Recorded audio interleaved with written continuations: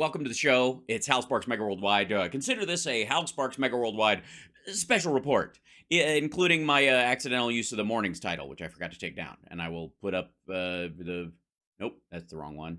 I'll put, what do we put with this thing? We'll put this up there. There you go. Infotainmentwars.com. Like, subscribe. Thank you to our patrons at patreon.com/Hal Sparks for making this special report possible. Largely because it is because of you that I get to bring people on board to help me with this show to whatever limited capacity their life allows. Like our great friend and companion in here, Can't Stop Lying. Now, CSL, for those of you that don't know, and a hello chat room. Let me open that up in a second. Let me open up our chat in a second. Some of you may know, may not know, but I have a heck of a time when I'm prepping for this show to not over prep. And the reason is because I don't want to pre-watch the stuff that we, oh, thanks, Josh. I don't want to pre-watch, listen to me, pre-watch. I can read and talk at the same time. Good Lord. All right. I don't want to pre-watch the clips we do. Now, I'll watch other stuff that's related to it, that's in the same line of it, because I generally know what the topic is, and to keep myself educated on the current GOP talking points, which, by the way, die daily, like used single-ply, single sheets of toilet paper, and so it's hard sometimes to keep up with it. It's hard to to chase that down. So, anyways, one of the things that CSL helps me do is find clips that I have not watched, and he just throws them my way. He just goes, here's this what's up, and I oftentimes will see those that they're in my Discord where he puts them, and I will avoid looking at those until showtime. So of the stuff that's up there, I will, that really, that helps, but it also helps me to not over prep or what have you. Now, there is one area where I have a tendency to go, oh, wait a second. It's any new stuff that has to do with supposedly the big Biden boom, the big, the accusations against the Bidens. And so it's very rare that I have not seen already all the stuff. And then sometimes there's a piece of breaking news, and that's what happened today. Now, today, the New York Post put out, and I'll see if I can find this. Let's see. New York Post whistleblower. Let's see. He says, yeah. This is a day ago. Yeah. Okay. So this this is the New York Post article on this. Let me see if I can get it out of here. So this is the New York Post article on here. It says, media silence on key would-be witness Gal loves Biden revelation speaks volumes is the thing. And there's a message from this dude, exclusive video from the missing witness of the House Oversight's Biden corruption investigation, fugitive Israeli professor Gal Luft. Okay, we'll get to him in just one second. He's a fugitive from justice. And he's obviously being persecuted because the Biden crime family is coming after him. And he's on the run because he fears for his life as a witness against the Bidens that, we'll get to that in a minute. Brought his evidence forward during the Trump administration, and the Trump administration and the DOJ and Bill Barr and all the Rosenstein and everybody else involved told him to go pound sand, apparently, which just shows how much power Joe Biden has, that he even was president and had control of the Justice Department when Trump was president. It's a miracle. Anyway, so this is this guy. All right. And the reason this came up was because of a lovely clip put up with our old friend Miranda Devine, who they call in all the time on Fox and on all these others. She wrote the book on the fake Hunter Biden laptop. And the title of it made me very curious. This Hunter Biden whistleblower is on the run. Not this. Oh, so I was like, there's they just, and it says the Ingram angle. Get out of here. The panelists Miranda Devine and Mike Davis discuss the latest twist in the Hunter Biden probe. Ooh, it's a very twisty turny thing. Okay, so we have heard a lot of allegations about, you know, whistleblowers that exist and don't exist and stuff. And by the way, spoiler alert, dude's not a whistleblower. This guy, this quote unquote, this Hunter Biden whistleblower is on the run. He's not a whistleblower. He's making criminal allegations against Biden, and he was in 2019, but he's not a whistleblower because he's not inside the organization that he says didn't listen to him. He's just still the same person he was saying, I think they're doing this. You know what I mean? So I'm just saying, technically speaking, to be a whistleblower, you have to be kind of in the organization that's allegedly your, because you can't go through your superiors and go, hey, there's bad things going on in this company / bureau / whatever. You have to, all right, never mind. Anyways, I'm not a whistleblower if I witness a traffic accident and I go tell the cops who was at fault, right? And if a cop doesn't listen to me and I go to his superior, still not a whistleblower. I'm just a witness thinking no one's taking me seriously. You get it? Okay. Yes, he's an innuendo man. And it gets really good. So I went, because it was related, I saw a similar thing online related to this New York Post thing, which I was like, this has got to be the guy they're talking about. Okay. And I watched his entire video. This should be of surprise to no one. There he is. This is it. He sent in a almost 14-minute video explaining the allegations he made against the Bidens and why he's on the run. Now, spoiler alert, the reason he's on the run is because he was trafficking in arms for the Chinese government, and he was making he was basically helping them get guns into Kenya. But and he was arrested, or they served him with an arrest warrant in Cyprus. I don't know where I guess he got bond or something and then fucked off. I don't know anyways, he was in Cyprus. One of the questions that doesn't come up, that hasn't come up with these assholes, I have to say, is the whole, what the fuck was he doing in Cyprus part? Because Cyprus is like the money laundering capital of the fucking world. One of the telltale signs of people going, aha, there's something criminal going on in Biden world is that Hunter Biden was giving his tax information to some people at Burisma to set up an account, a loan out account on his behalf, and they were setting it up in the Bank of Cyprus, where Wilbur Ross used to work and where, okay, so anyways, it's pretty fucked up. So let's start in the middle of the beginning, shall we? Here she is. This is Miranda Devine. And this is somebody filling in on Ingram, the Ingram angle. So I guess when she's not working, they just kind of phone it in guest-wise. That's how this started. But anyway, so this New York Post story, just so you know, this guy, Gal Luft, was arrested, or there was an arrest warrant put out for him in Cyprus in February, and he's been on the run ever since. And apparently he's trying to, turn himself into Edward Snowden, which doesn't bode well. But let's continue. I have not watched this part of the clip, but here we go. I'm Pete Hegseth, in for Laura Ingram. Well, it's a vast improvement, Pete. On this Thursday edition, a special edition of the Ingram Angle. Thanks. Why is it special? Oh, because she's not there. Right. Yes. Anytime the show that's named after you is run by someone else, it's a special edition. And we start tonight with another layer of intrigue involving Hunter and the Biden family's shady business association. Dun, dun, dun. Let's watch. For 4 years, I was senior advisor to the China energy company CFC. Okay. This is, I have to say, we'll look at the whole video of this guy, but this is not where it starts. He doesn't open with that line. But one would think that a senior advisor to CEFC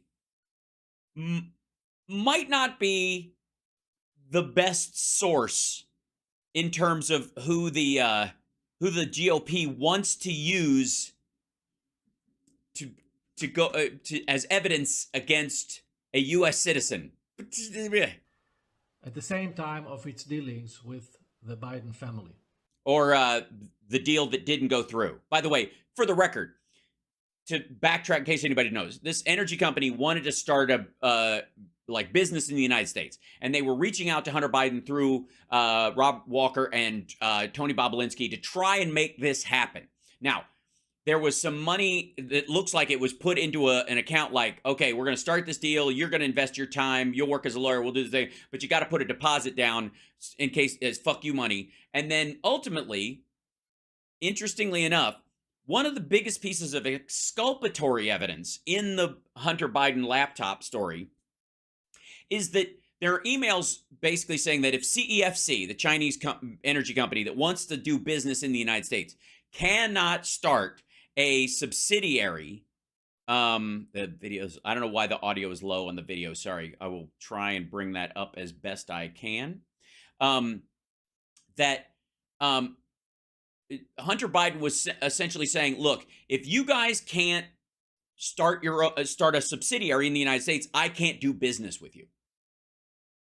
That's, and if it was all about Chinese collusion and all this kind of stuff, they wouldn't have to do that. He would have just gone, send it to my bank in Cyprus account, whatever. I turned the audio up as loud as I could on that side. I beg your pardon. I'll see what I can do.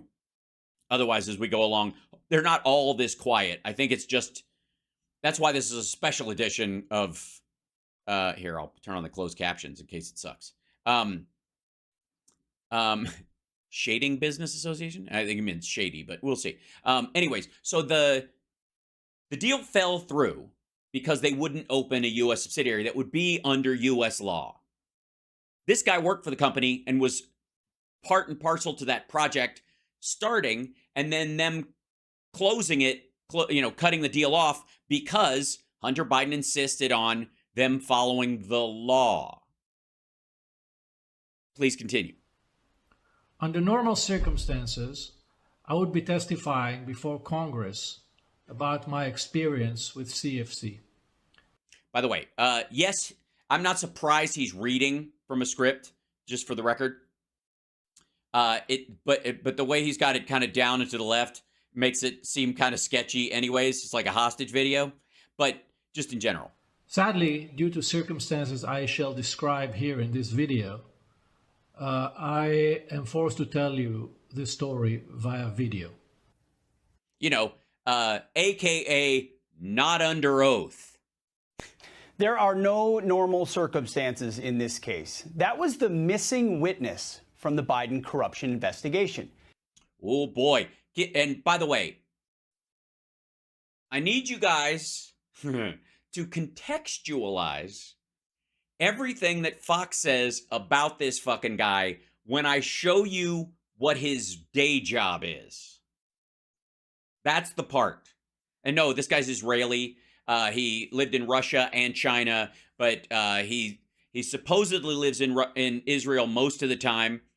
It looks like the State Department waited till he left Israel to go after him because they didn't want to embarrass Netanyahu or the Israeli government because he was engaged in this kind of shit. And so that seems to be why they waited, but we won't know for a while. But all right, wait, just understand. Just pretend you and I are sitting there and we have an asshole neighbor we all hate. They're just a jerk.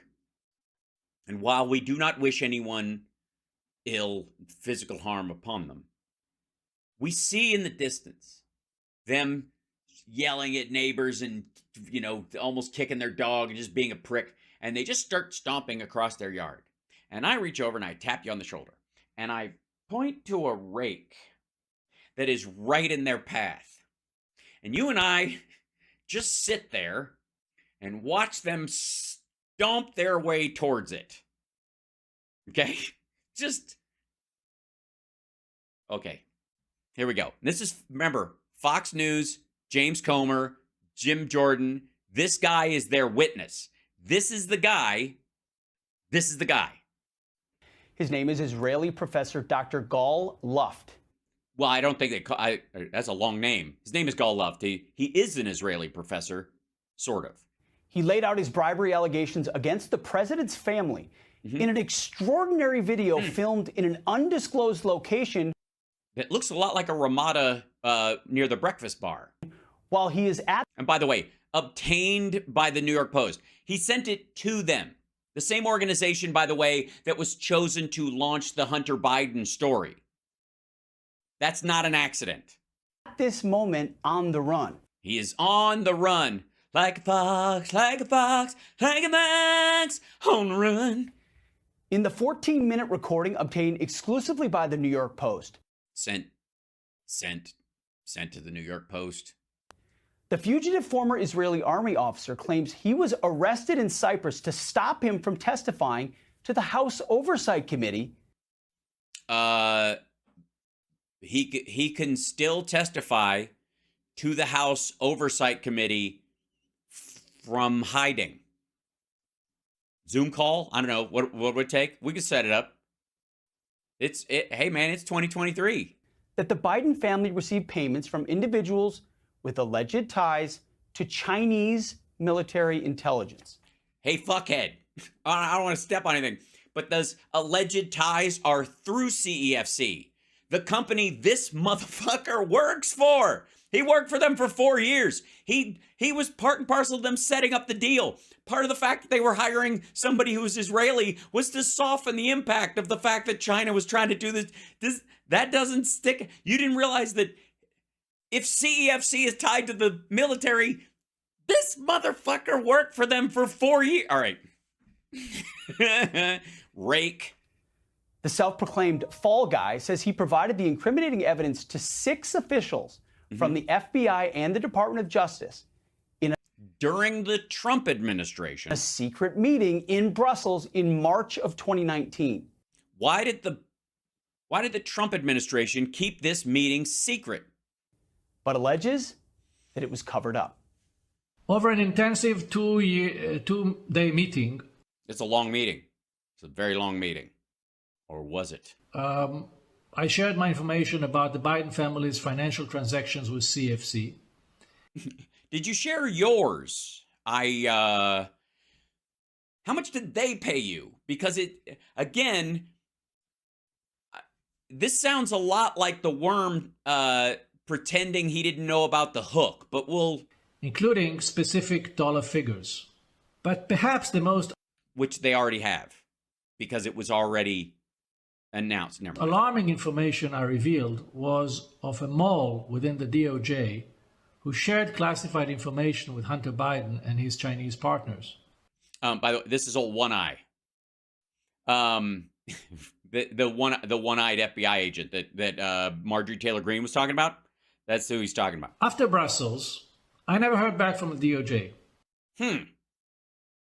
Who was president when that happened? There was a Bill somebody in charge of the DOJ, and then there was, I know that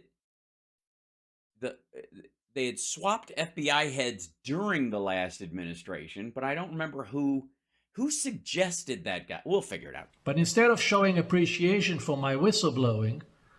Okay, also, you're not a fucking whistleblower. You're not. You're an alleged witness to a crime. You're not a whistleblower. Fuck off. Honest to God. Okay. A referee, where the whistleblower comes from, the concept of a whistleblower, is part of the fucking game. You don't get to bring whistles to the game and blow them every time you disagree with the call. That's just for the record. I became public enemy number 1. Okay, no, you didn't. You are not public enemy number 1. You're not even in the top 20.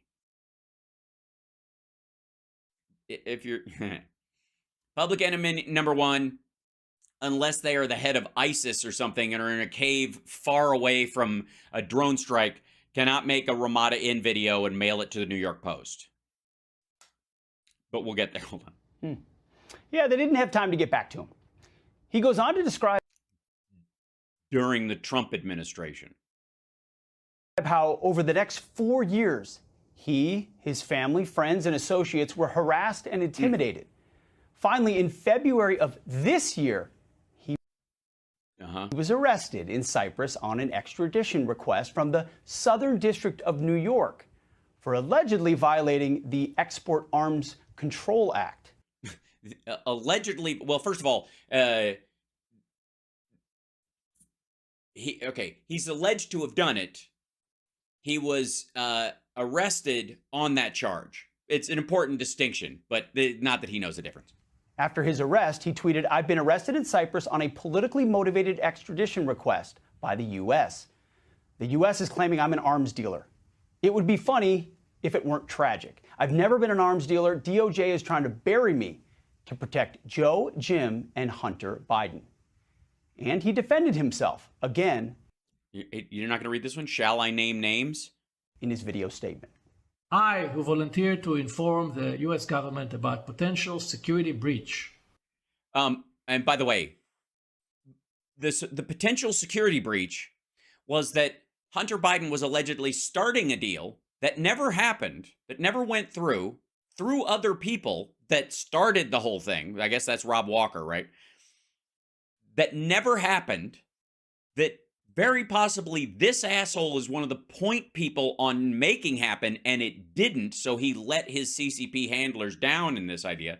But the idea is that Hunter Biden is a disgusting criminal and his dad is a disgusting criminal because they were seeking to do business with a company that he worked with for 4 fucking years. And about compromising information about a man vying to be the next president. I'm now being... Which is what the deal was supposed to do if it hadn't been... If Hunter Biden hadn't said, you guys have to set up a U.S. company or I can't do business with you. And then when they decided not to do it, they're like, well, we'll just use it as blackmail or try. Hunted by the very same people whom I informed and may have to live on the run for the rest of my life. Dun, dun, dun. Missing Biden corruption case witness Dr. Gallup details allegations against president's family in extraordinary video. He says he's being hunted. I mean, those are... Oh my God, it's a terrible word. And you know, certainly someone who worked for a Chinese energy company and who's being arrested for arms sales in the capital of money laundering of Cyprus would never be one to lean towards hyperbole, especially in a video they released to the New York Post while on the run. All right. Strong words. The New York Post reports that House Oversight Chairman James Comer, who was preparing to interview Luft before he disappeared, says he remains a potential witness in the Biden family probe, despite the fact that he is a fugitive at this moment.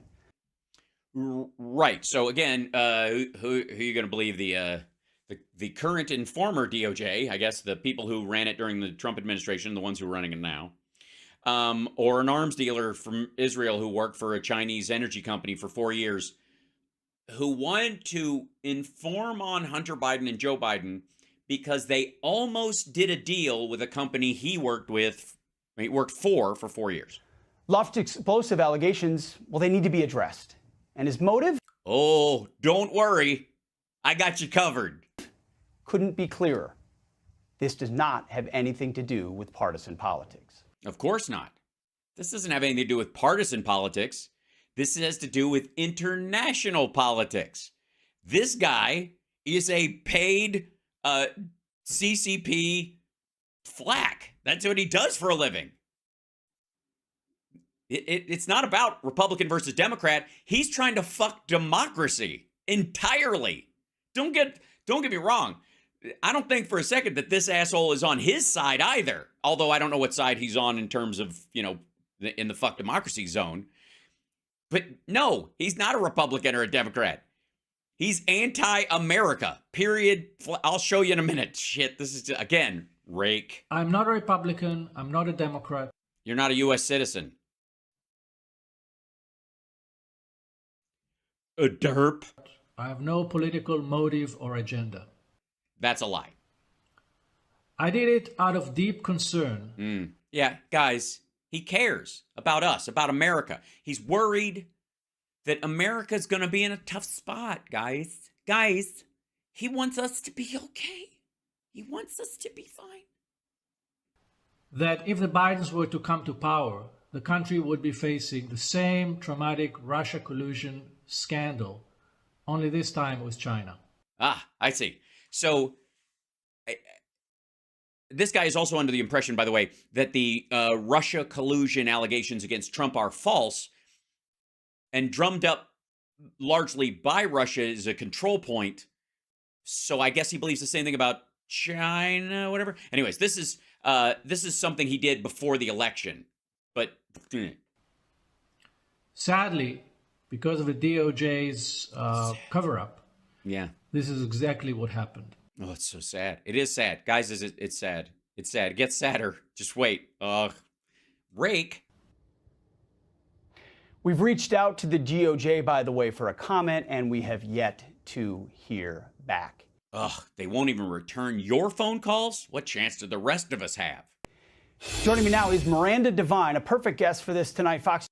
Yes, because she's never seen the laptop and she's been talking about it for 4 years. News contributor and the New York Post columnist who broke this story. Also with me is Mike Davis. He's the in his defense, it was broken already. Founder and president of the Article 3 Project. Miranda, I mean, fantastic scoop by you. If what Luft says is true, just wait. How does this change the course of the investigations, not just into Hunter, but into Joe? Well, look, I think he's going to be a witness still. That's what James Comer wants to do. He was already in talks to be a witness when he was arrested. And they're like, yeah, this isn't working out well. Can you fuck off, please? You know, he is a fugitive. Obviously, that discredits him somewhat, but... Somewhat. I mean, look, all he was doing was taking Chinese guns into Africa. It's not like he was getting white people killed. I mean, come on. It's a little bit, just a little. Perhaps that is the aim, to stop him, as he says, to stop him from testifying. Yeah. The things that he told me about the Brussels meeting and other facts about the Bidens have been corroborated since he told me about them. Yeah, especially the part where the deal with CEFC didn't go through because Hunter Biden insisted on a U.S. affiliate opening and being subject to U.S. laws, and they went, "We're not fucking what? What are you out of your fucking mind? We're not doing that." And then they're calling Bobolinsky and going, "We were going to give you hundreds of millions of dollars. Go yell at him. Ask him if he wants 10% for his dad. Maybe that'll work." And they're okay. So how about 10% for the big guy? No. All right. In other ways, he's given me a document to show that that Brussels meeting was in fact scheduled by the Southern District of New York. And, you know, he's described by people who knew him in Washington, D.C. as a credible person with deep intelligence ties. Whoa. See, I thought she was going to go a credible person with deep intelligence. As a credible person with deep intelligence ties, he founded and ran a sort of an energy think tank, which had a sort of an energy think tank while working as an employee of CEFC out of China. Does anybody else not see the fucking red flag being run up that if this was reversed, Fox would be flipping? Never mind. Okay. As its advisors, such luminaries of sort of Washington, D.C. life as the former CIA director James Woolsey, former NSA director Robert McFarlane. So he was well plugged into Washington, and yeah, he was well plugged in. It is correct. I have verified that he was partners with the very Chinese from CEFC that Hunter Biden and his uncle Jim Biden were receiving money from. By the way, why'd they receive money? They received money because they wasted everyone's time. Because they wasted their time, and they were like, here's the deposit money that we put on hold while we build this company, and we didn't open up an American subsidiary, so sorry for fucking with you. And we'll just use this money exchange to bribe you later. Millions of is the idea. Dollars. And so I guess he had the access to be able to know that information.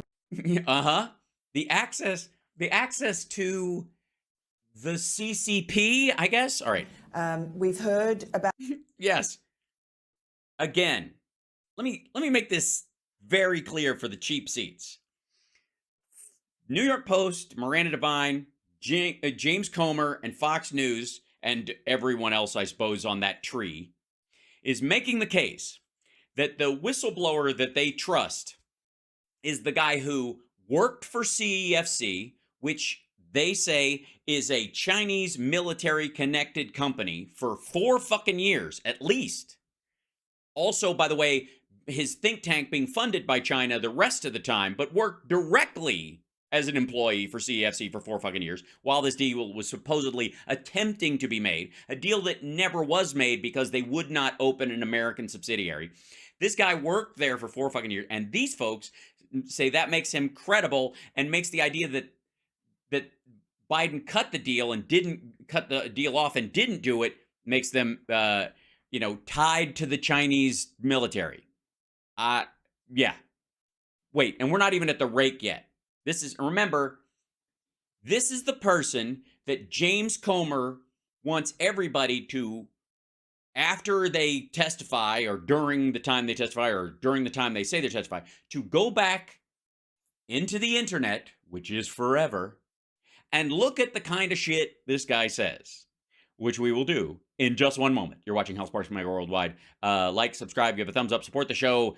Venmo, PayPal, tip jar, follow and subscribe. Here we go. At an FBI mole before, he's now put flesh on the bones of that. It definitely is a serious... No, he's the same guy who said that before and he's saying it again. He's not another person coming forward about this person. He's the same person. He's the actual same person. Set of allegations. They should have been investigated, and it appears yet again that they weren't. That's the thing. That's the thing. Why wouldn't they go on the word of a guy who works for CEFC when he says anybody who works with CEFC is totally a fucking criminal? Then why would... Oh. He would be the 5th whistleblower whose allegations about the Bidens were just buried by the DOJ.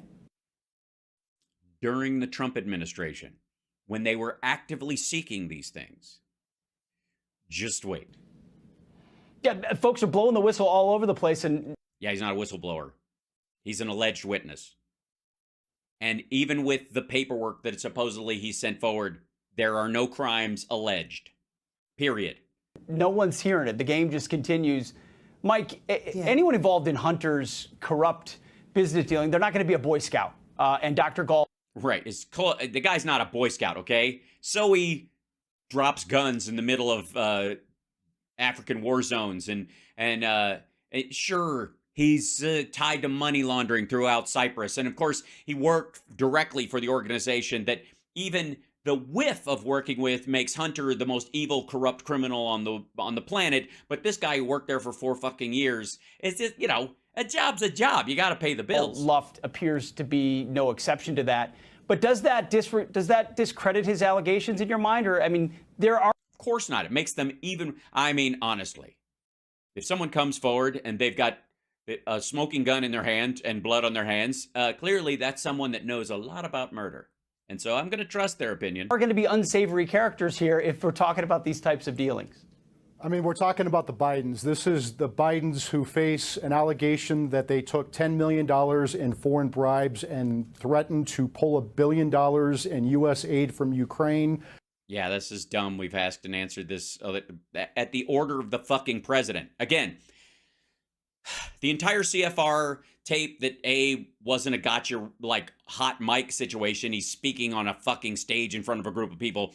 When Biden says, when the Poroshenko says, I'll call the president, and Biden says, call him. That's where the entire controversy dies around the firing of Shokin. If the president didn't fire the prosecutor in Ukraine investigating Burisma and the Bidens, this is the Biden Justice Department that just cut a sweetheart deal with Hunter Biden on failing to file taxes and giving essentially a deferred sentence on a felony gun charge to cover up 2 years of millions and millions of dollars of alleged foreign corruption and bribes of the Bidens. I would... Yeah, based on what? Why is... If you're covering it up, why would you plead guilty to tax evasion on money that you're trying to hide? I mean, you'd have to argue what money, right? Never mind. Say about this whistleblower, he named specific names, dates, places, amounts, the House Oversight and/or the House Judiciary Committee and/or the House Ways and Means Committee need to start issuing subpoenas for depositions of these people at the Justice Department, these 6 specific officials at the Justice Department that he named. Because they can't come forward because the guy is actually under investigation as an arms dealer and for the violations of FARA and for money laundering and all kinds of other shit. So they won't be able to talk about it. So it'll just let the, oh my God, if there's smoke, go on and on and on. But again, let me remind you, Fox News tonight and the Ingram, maybe this is why Laura Ingram isn't on her show tonight. Let's make that accusation just for the fuck of it. She stepped out because even she doesn't like the whiff of this dude. And she just knows that if there's going to be tape of her showing this guy and going, that's the dude, it's why I called it whistleblowback. And have them come in, provide their documents, get the embassy officials in Brussels and run this down. Yeah, no doubt. No doubt. Totally. So, all right, let's go to this guy. So this is Gal Luft. This is the actual dude. This is the, and we'll start off with the tape that he sent to Miranda Devine, and then it went to the Post or vice versa, or Miranda Devine at the Post or whatever the fuck. And this is the 14-minute video he taped and sent to them. This is Professor Gal Luft, Israeli alleged arms dealer, definite former employee of CEFC, worked for and with China for better part of a decade. And those of you that know my history of traveling to China and going over there, and my kind of awakening, let's just say, to what was going on post when Xi Jinping came in and how the government and everything changed there and who would double down on working with them during that time, and sort of the snare that was effectively being set.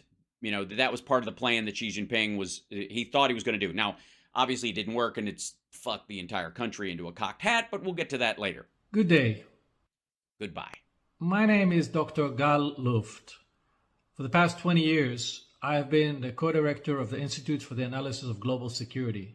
Okay, so 20 years he's been doing this, which is a global energy and security organization, a think tank in D.C. 20 years. During that time, he was also, well, I'll let him tell you. A Washington-based think tank focused on energy security. For the past 15 years, I've been a resident of Israel. And a resident of Israel. For 4 years, I was senior advisor to the China energy company CEFC. For 4 years, he was the senior advisor to CEFC, a paid employee of CEFC, the company that, because it sent even $1 to Hunter Biden, is why the Republicans feel comfortable saying that he has ties to people with ties to people with ties to people to the Chinese military. This motherfucker was the senior advisor at the same time of its dealings with the Biden family. Right. So they brought you on specifically to set up this this snare, this scam, this blackmail plan, and it didn't work? Do you owe them money? Under normal circumstances, I would be testifying before Congress about my experience with CFC. Yeah, but that requires you to be under oath, so... Sadly, due to circumstances I shall describe here in this video, I am forced to tell you this story via video. No, you're not. No, you're not. In current day America, you could absolutely walk into any American embassy anywhere, turn yourself in, and declare yourself a political prisoner of the current administration and demand that the entire Republican Party protect you from whatever. My ordeal goes back to a fatal decision I made in March of 2019 to share with the US government my knowledge about the Biden family's relations with CFC. In 2019, which interestingly enough is right about the time that Rudy Giuliani was out, because Trump was apparently the only person he was afraid of running against was Joe Biden, and there was rumblings that would happen. And so they were out combing the world for dirt on the Bidens so they could push back on it. Everybody else, they thought, we'll just run on commie if it's Bernie Sanders or Elizabeth Warren, but it's really tough with Biden. So let's just go anywhere that the family did business or that, Biden was during the Obama administration, just dirty him up.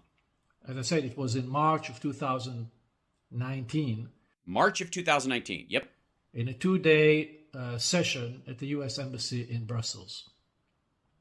Mm-hmm. I insisted that the meeting take place in March because at the time there were rumors that Joe Biden was planning to run for president. I saw it as my civic duty to alert the government beforehand and give it enough time to probe the issue. Civic duty. Guys, he flew to Brussels on his own dime to warn the U.S. government because he's so worried about America. He wants America to do well, and America doesn't do any better than Donald John Trump. I want to be clear. I'm not a Republican. I'm not a Democrat. I'm a fugitive. I have no political motive or agenda. What do you think the chances are that I bring up a video next that points to, I guess the word agenda would be too small. I did it out of deep concern that if the Bidens were to come to power, the country would be facing the same traumatic Russia collusion scandal, only this time with China. Yeah, you could argue that we haven't really, and we wouldn't if you hadn't made up this bullshit story. But all right, please continue.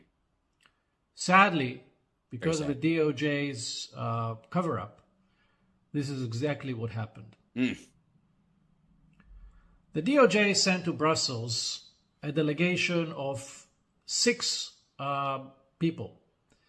2 prosecutors from the Southern District of New York by the names of Daniel Reichenthal and Catherine Ghosh, and 4 FBI agents. Who was running the DOJ at the time? Does anybody remember? There was a guy. I mean, I don't think he likes the president he was working under anymore, but I don't remember if wasn't he a Biden delegate even? I don't remember. It's been so long. One of them was Special Agent Joshua Wilson from the Baltimore field office, which also happens to cover the state of Delaware. The Baltimore field office covers Delaware?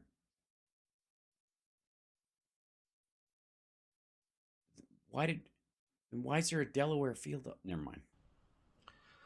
Now you want to ask yourself, why did the government dispatch to Europe so many people? Because Donald Trump was president and he feared running against Joe Biden. And he was using government resources and his own personal legal team headed by Rudy Giuliani to chase down any fucking thing they could find. I'm just spitballing. Why 6? Why not 2? The answer is that they knew very well that I'm a credible witness. Then why all right. And that I have insider knowledge about about Chinese military organizations because you worked for one for 4 years? I'm fucking with you. The group and the individuals that enriched the Biden family. Or would have if they had rolled over and accepted a Chinese offer to just do a company right out of China and they didn't. Never mind. Over an intensive 2-day meeting, I bet it felt like 2 years. I shared my information about the Biden family's financial transactions with CFC. And again, did you share yours? I mean, being a senior advisor is one thing, but were you paid before you had that role and were you paid after? Are you still paid by anyone aligned with the Chinese government? And could it possibly be that they actually did ask you that question? And one of the reasons why they didn't follow up with you is because the answer was, yes, I'm still on the payroll to the CCP. Including specific dollar figures. I also provided the name of Rob Walker, who later became known as Hunter Biden's bagman. Really? Yet, as we now know today from the whistleblower testimony, Gary Shapley, it took the DOJ a whole 21 months to probe the issue and to actually talk to Walker. But perhaps... Yeah, it's weird that during the Trump administration, they weren't interested. Maybe because Trump's on the hook for way more tax shit. And if it got out that he was trying to go after Hunter Biden for taxes, they'd go, wait a minute, the most Hunter Biden could possibly owe is somewhere like $2 million. Meanwhile, you paid $795 fucking dollars in taxes. You paid more taxes in China than you did in the U.S. Maybe that's why. I don't know. Perhaps the most alarming information I revealed was of a mole within the DOJ who shared classified information with Hunter Biden and his Chinese partners. I told the DOJ that Hunter was closely associated with a very senior retired FBI official.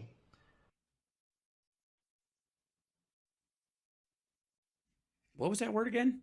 Was closely associated with a very senior retired FBI official. I see. Thank you for saying retire and then retired, so that word stands out for all of us. Who had distinct physical characteristic. Yes, one of them being that he was retired. And people who are retired have a very sort of interesting look about them. As being retired, sometimes they gain 15 extra pounds, just a relaxed state. He had one eye. One eye and a gold watch, apparently, that he got when he retired. What? A retired mole. How do you have a fucking... Okay. One of the FBI agents at the time even told me, that would be very easy for us to find. There aren't that many one-eyed people in the Bureau. Yes. And in this case, there might be more outside the Bureau because this fucker was retired.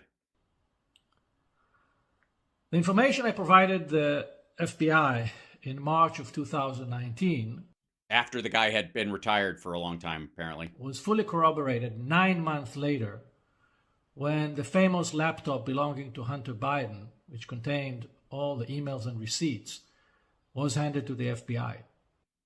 That's weird.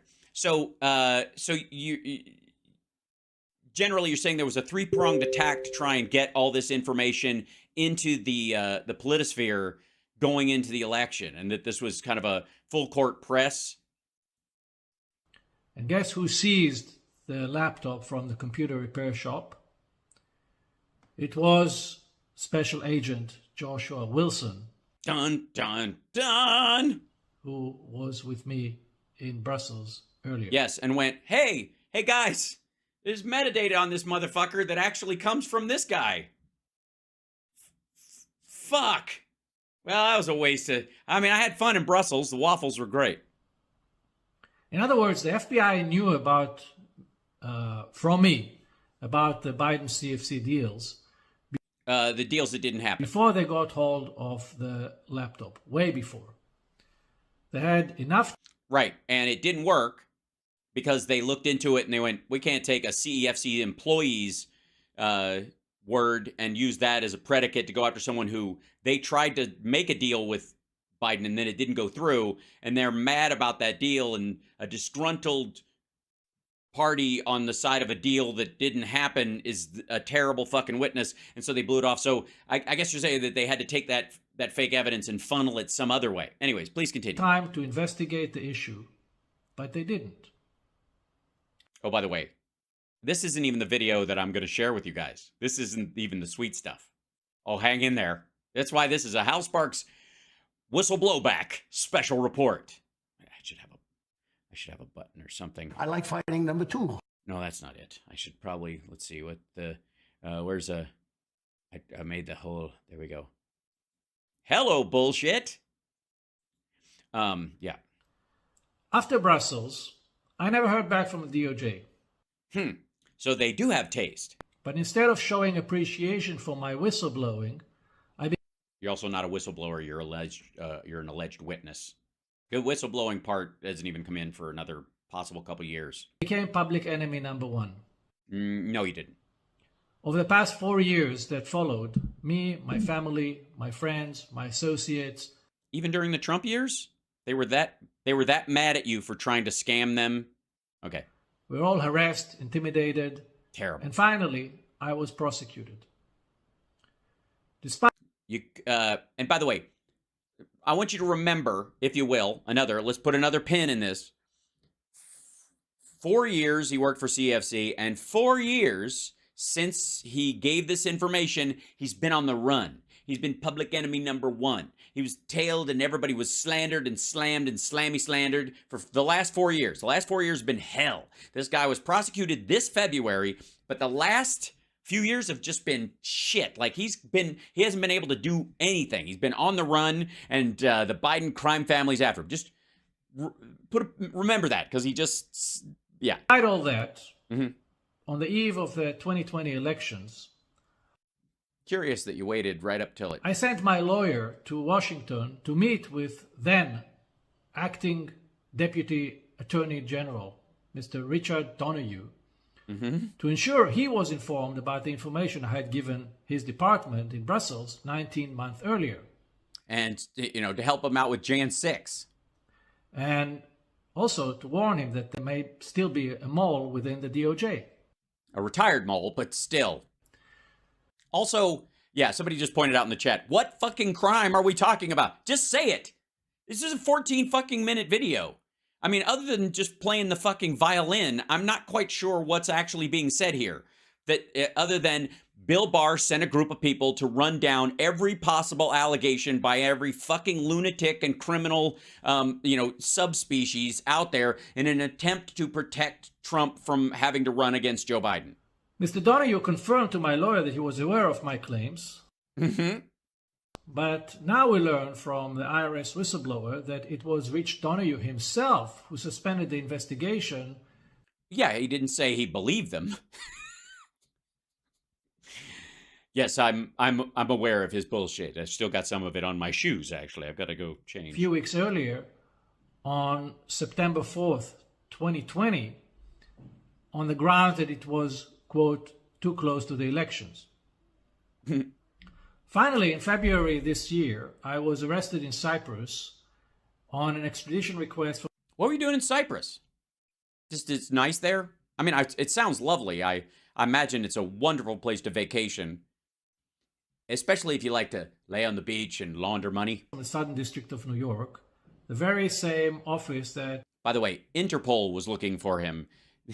They were the group that actually exercised the warrant, but they have warrants for him from other countries as well. Just say it.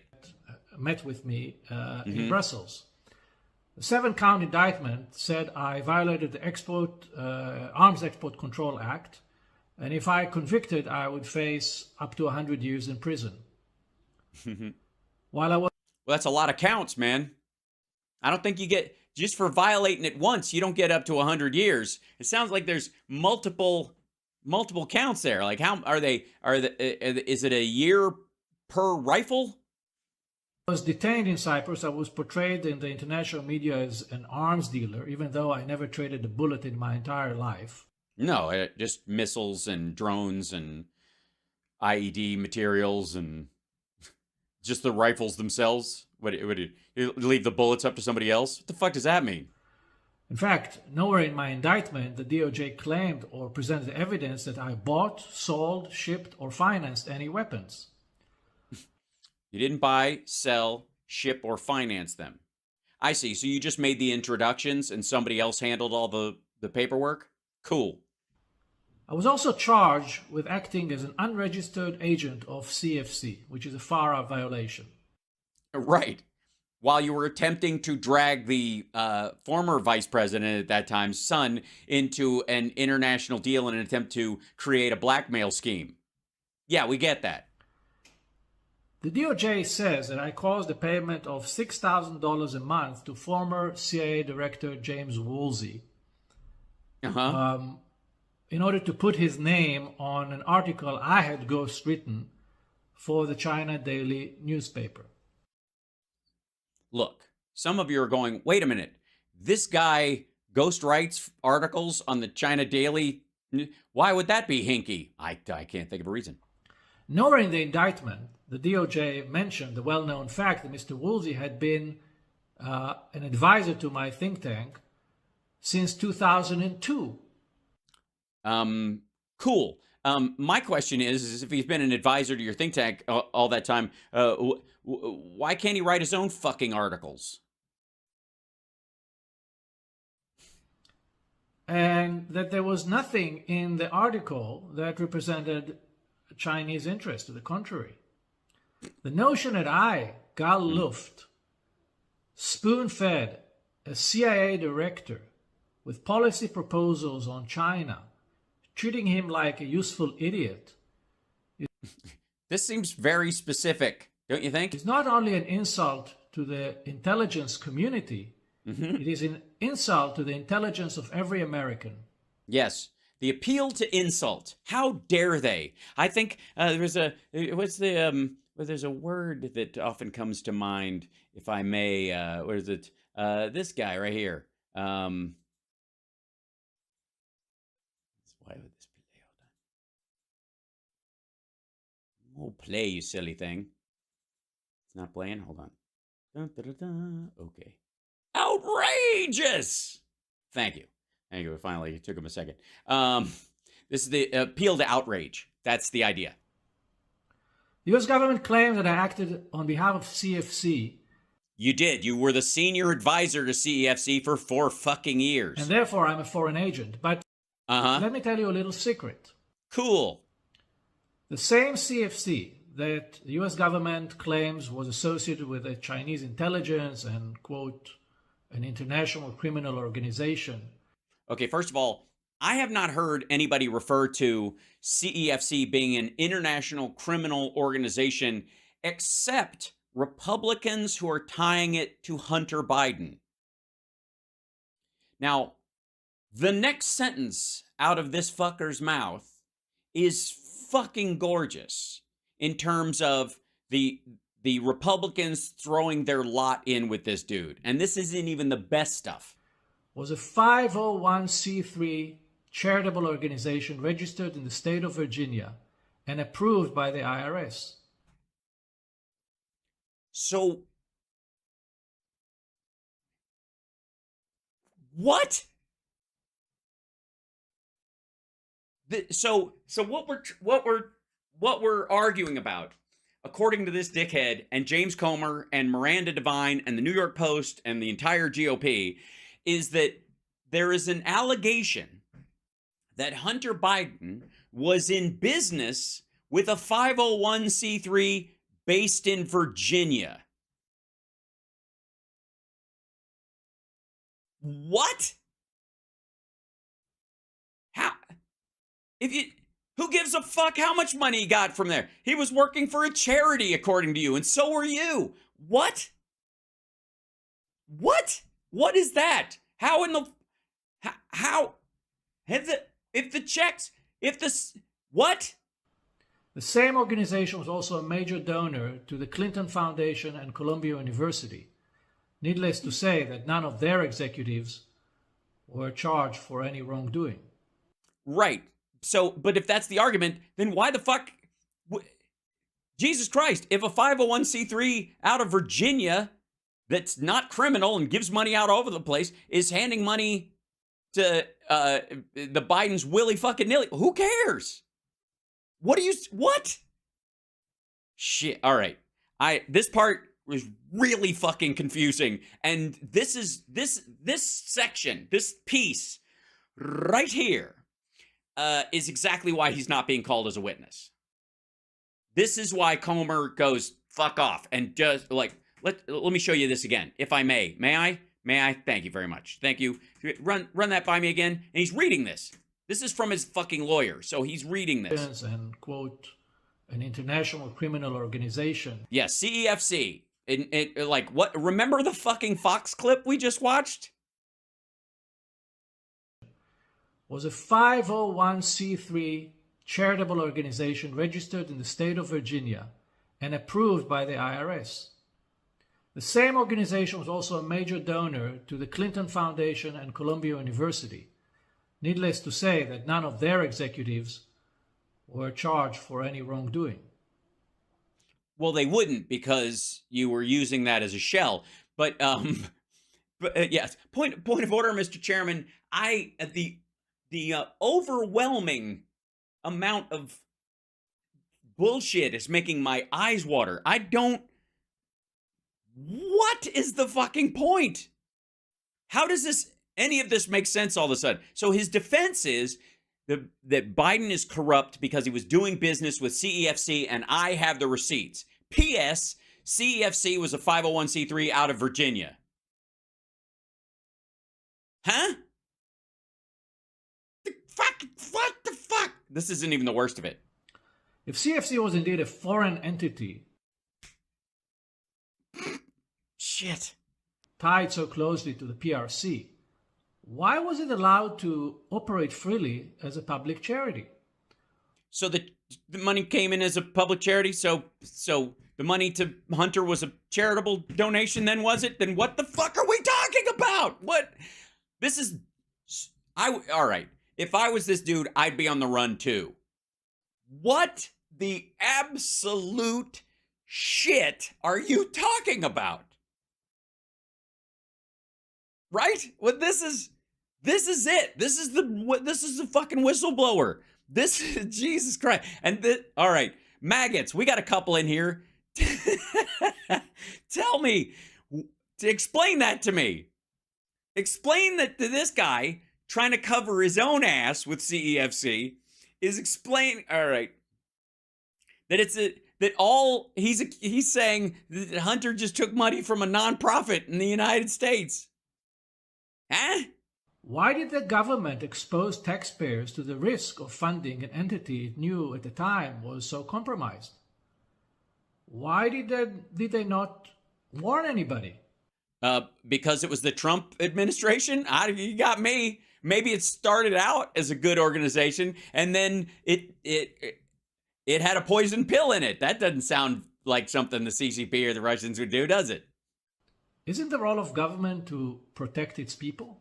Yes, that's one of the reasons why there's an arrest warrant for you, sir.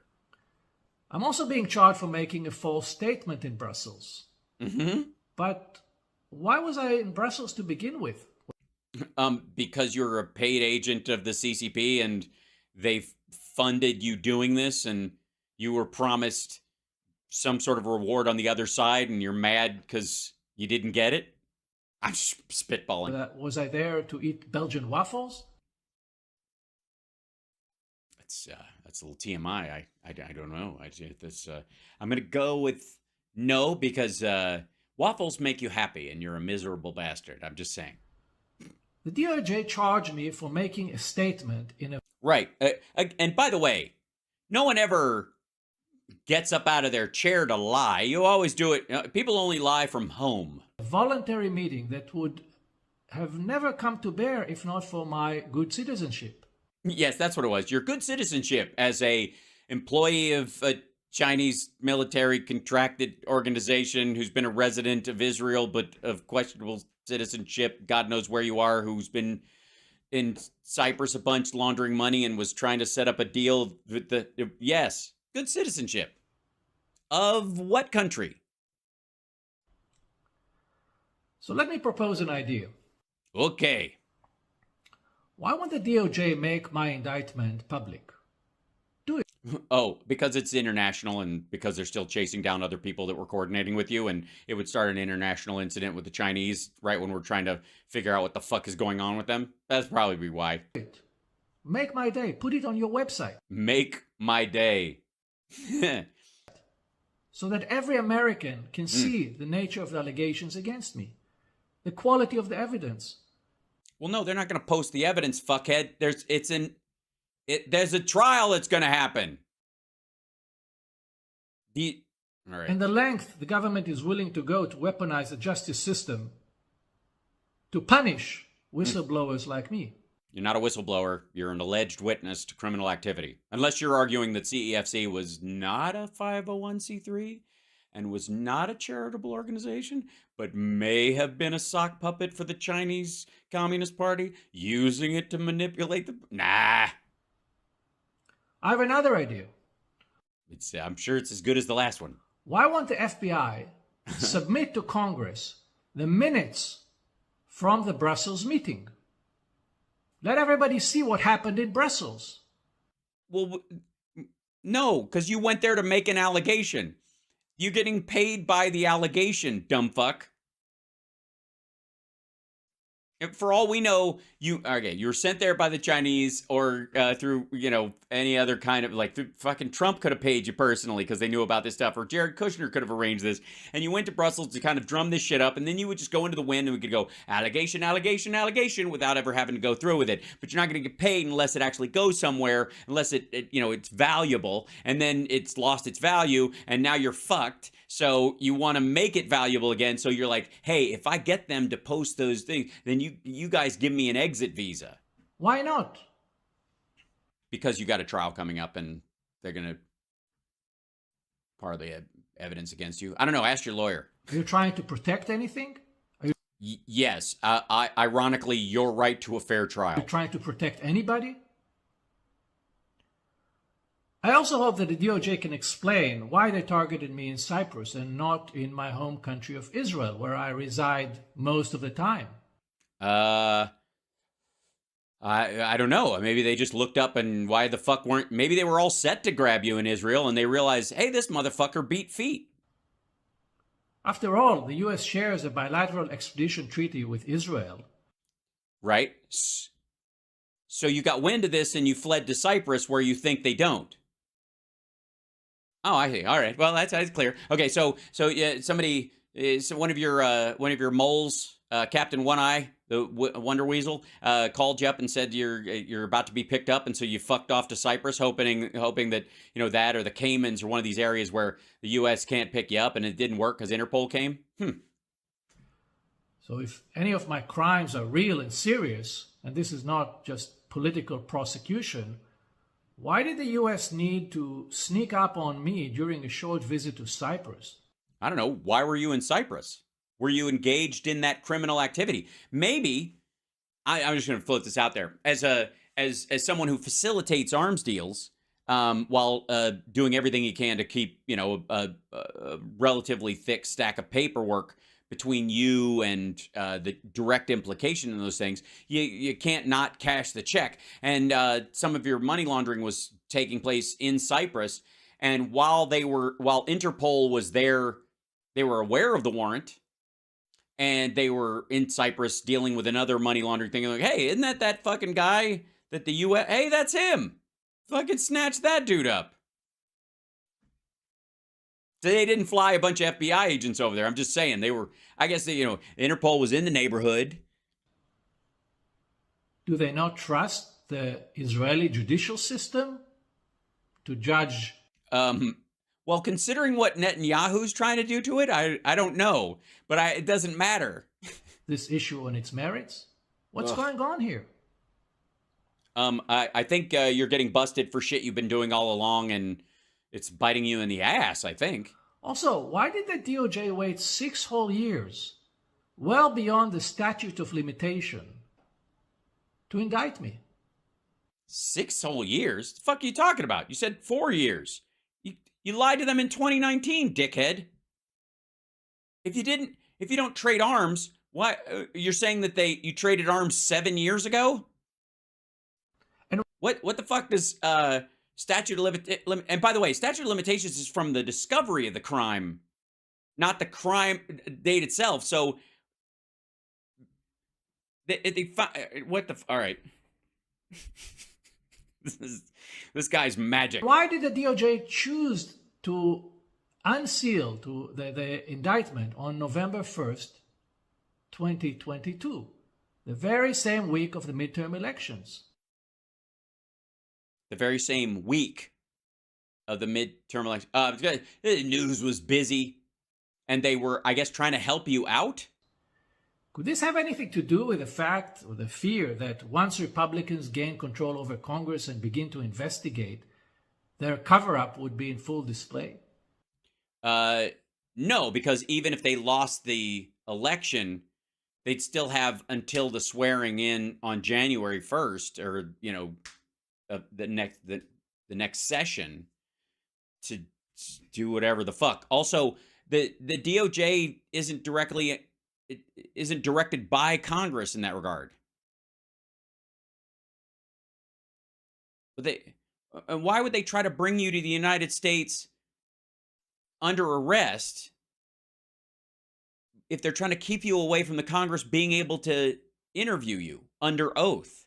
If you're in the United States, I don't give a fuck where you are. If Congress wants to talk to you, they can get a prisoner, they can sit them down in a fucking room with their lawyers and tape the whole goddamn thing. And perhaps the biggest question of all. What the fuck am I watching? Why am I being indicted for FARA?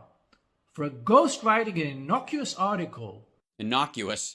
You just, by the way, thanks for admitting you're writing your ghostwriting articles in China Daily. We'll get to that in just a moment.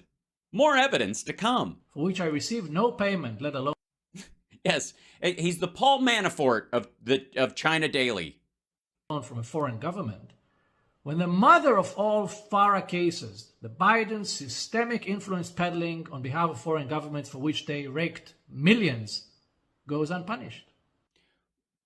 Well, because you're actually evidence that they weren't doing that. You are a prime witness to the evidence that they did not take money to benefit the Chinese government in any way. And the Chinese government, while they may have been shopping around and trying to get stuff out of them, never managed to do it. One of the reasons why the Republicans aren't interviewing you or aren't arranging for you to become to be a witness under oath, no matter where the fuck you are, even in secret, which they absolutely could do for your own safety and well-being. It's good.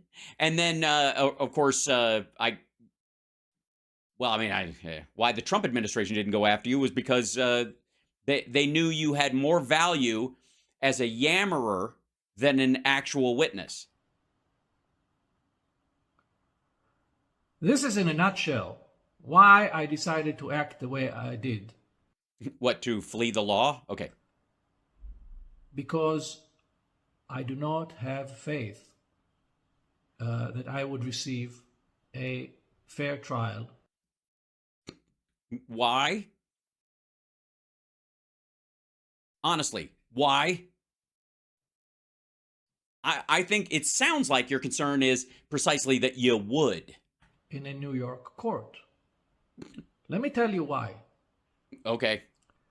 CFC Secretary General Dr. Patrick Ho, who paid Hunter Biden $1 million for God knows what, apparently to be his lawyer, was not allowed to mention the word Biden before the jury when he was tried in New York in 2018. Yeah, I think he wasn't allowed to mention the word Biden. By who? His lawyers? Because they thought it would fuck his case? The very same prosecutor who is now after me, Daniel Reichenthal, who knows the case very well, apparently, and knows how Chinese interests were trying to weasel their way into American politics. Please go on. Told the judge at the time that mentioning the name Biden would, quote, add a political dimension to the case. And the judge agreed. Right.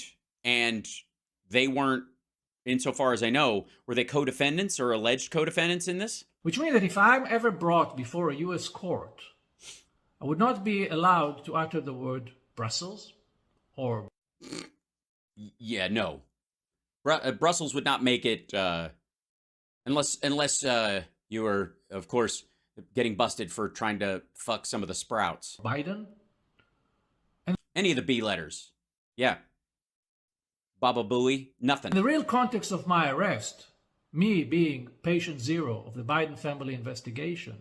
Oh, I see. So the investigation is a malignant disease. Okay. Would be hidden from the jury. Why? You can take the stand, right? So you can say whatever the fuck you want in a U.S. court. You absolutely have that right. Patrick Ho would have had to agree with his attorney or the prosecutors to not say anything. Let it sink in. I, who volunteered to inform the US government about potential security breach, just for a free trip to have some waffles, and about compromising information about a man vying to be the next president, of which you have none. There is no compromising information. He has not been compromised. There was no quo, even if you tried to quid the fuck out of this. I'm now being hunted by the very same... How does it feel to be hunted? You tell me! All right, sorry, I've been watching a lot of Jean-Claude Van Damme movies lately. ...people whom I informed, and may have to live on the run for the rest of my life. Dear God. Like a fox, like a fox, like a fox, on the run. I warned the government about potential risk to the integrity of the 2020 elections. What? If convicted by a U.S. court, would never be able to vote again in the U.S. elections. Just think about it. Wait, so you're a U.S. citizen now? Who's been working for the CEFC, and a resident of Israel.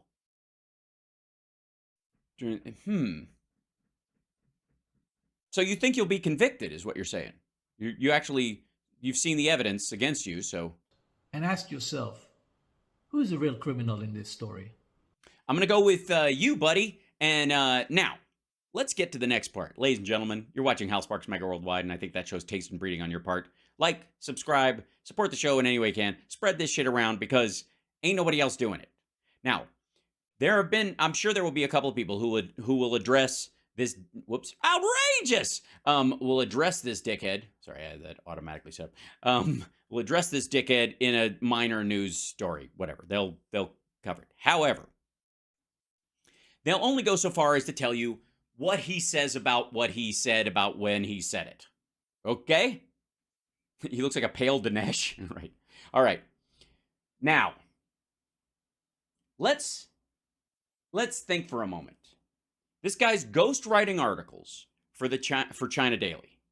He has been running this energy and security think tank, and if anything sort of sends up your Wagner Group shackles when somebody says energy and security think tank, and they spend most of their fucking time in China, Africa, or the Middle East. There's a good reason why you might think that. Now, this is by no means, this next thing I'm going to show you, this is by no means the worst of this fucker talking. As a guy from a think tank about oil and gas and guns and bombs and terror and all that kind of stuff, which he is a self-described expert operating out of Israel and China for the last 15 years while having an office in D.C. and apparently helping the Chinese Communist Party create a 501c3 cover for their financial interests in the country, which, by the way, I'm gonna guess will fuck you in a fair court. I'm just let me introduce you and all of our GOP friends out there. Hey, Republicans, hi. Yeah, it's me. Yeah, Hal Sparks. Yeah, the guy that's made your kids laugh through his television shows in a way that you never could. The single sexiest liberal talker on the interwebs. We got to come up with something. I don't know. So some sales point. The Democratic machine himself, with a capital D. A big D, some would even say. Now, let me introduce you to the guy that you are taking your testicles or your soft and squiggly naughty bits of any sort and putting them under the lip of his trunk on his car and letting him slam the lid down on your junk. Ladies and gentlemen, if I may, this is Dr. Gal Luft. And I know from that last video that we just watched, he was telling you that he's basically been public enemy number one. Oh yeah, for the last 4 years. But that has not stopped him from being a speaker on multiple shows and a paid speaker in a bunch of different areas. As a matter of fact, if I may, before I even open that up, I'll go to here, I'll go to there, and then I'll go, let's see, left speech. Yeah. Okay. So let's see this. Okay, here you go. So this is, there's a couple of these that are the ones we've been looking at, but here you go. This is the one we just watched of him. U.S.-China Energy Cooperation lunch session with remarks by Gal Luft 7 years ago. Turning oil into salt, energy independence through fuel choice. He talked at Google. Turning oil into salt, energy independence through fuel choice. There we go. And then here he is, remarks by Gal Luft, the co-founder of IAGS at the Methanol Policy Forum. Here he is, the U.S. should learn how to share international system with others. This is the Global Governance Institution, where he's speaking there. And SIEW, Gal Luft, co-director of the Institute for Analysis of Global something or others, celebrate, connect, co-create. He's at the Singapore International Energy Week. He's all over the place. And the general conversation, which should come as no surprise, of this dude's tone. Now, Fox News, New York Post, Miranda Devine, the folks over at Laura Ingraham's show, they want to throw their cards in with this dude and his attitude. And he's a trustworthy source, guys. He's the guy. This is a guy who, out of just the goodness of his heart, decided he loves America so much that he's got to do something about it. Ladies and gentlemen, I give you, from a year ago, Gal Luft, a man who was nice enough to speak at Ostim Technical University at the Energy and Security Council for Global Governance or something or other as a speaker a year ago. Because he's a good citizen, taking time out of his day to give a talk on global security. Here you go. This is on human rights. This is a speech. This is him talking about human rights, democracy, and big power competition, EU and Russian perspectives. This is just from session 1. There were multiple sessions. So here we go. These guys have been around 5,000. Hold on one second. Let me back up here. So here we go. Center for New Inclusive Asia is where he's working. Now, there's Chinese characters on the bottom there. That is not a company from Singapore or Japan or something like that. That's never mind. Yeah. Dialogue on democracy, human rights, and big power competition. What's not to like? This is December 12th, 2021, kids. This is a man on the run. It's honored to be with you all. This week has been. By the way, he's now my least favorite Peter Sellers character, for the record. A very challenging week for China, because we had two separate incidents that are directly correlated. One is the Summit for Democracy, and the other one was this attempt to boycott the Olympics in Beijing, the Winter Olympics, which has turned out to be a flop. By the way, the Olympics weren't a flop. The attempt to boycott the Olympics in Beijing was a flop. And this summit on democracy was a terrible moment. These countries getting together and trying to build democracy that Biden's been working on. This was, if you'll recall, this is a year ago. This is when the Biden administration and other world governments were focusing on the growth of democracy in Asia. Because, other than the usual suspects, nobody really joined this diplomatic boycott. But nevertheless, I think that sort of dreamy, dreamy, dreamy dreams, dreamy, dreamy dream. I'm sleeping in my dreamy, dreamy place. I don't know why this guy's. Cut to him real quick. Somebody didn't like this. Wake up. King Lee, Kinky, KOH Kinky, wake the fuck up. China in sort of an alarmist mode. China feels that the world democracies are ganging up on it, and it It's terrible that they feel that way. They shouldn't feel that way, right? feels the need to defend itself, and I suspect that many of the activities we've seen in China and outside of China, sort of the anti-summit of democracy, had to do with China trying to make the case that what the U.S. is trying to portray it in a negative light, it's not really the case. Yeah. So China's trying to make the case that the bad shit that's been going on, and this was during fucking lockdowns where they were welding people in, people are screaming from their rooftops, and people were committing suicide, and they were killing people's pets and bleaching runways and all that shit. These are just great examples of how democracy does not work. And there are more than one way of looking at democracy and human rights. Yeah. Now, first of all, I would say to China, chill. Everything that you see happening now has to do with one word. It's called jealousy. That's right.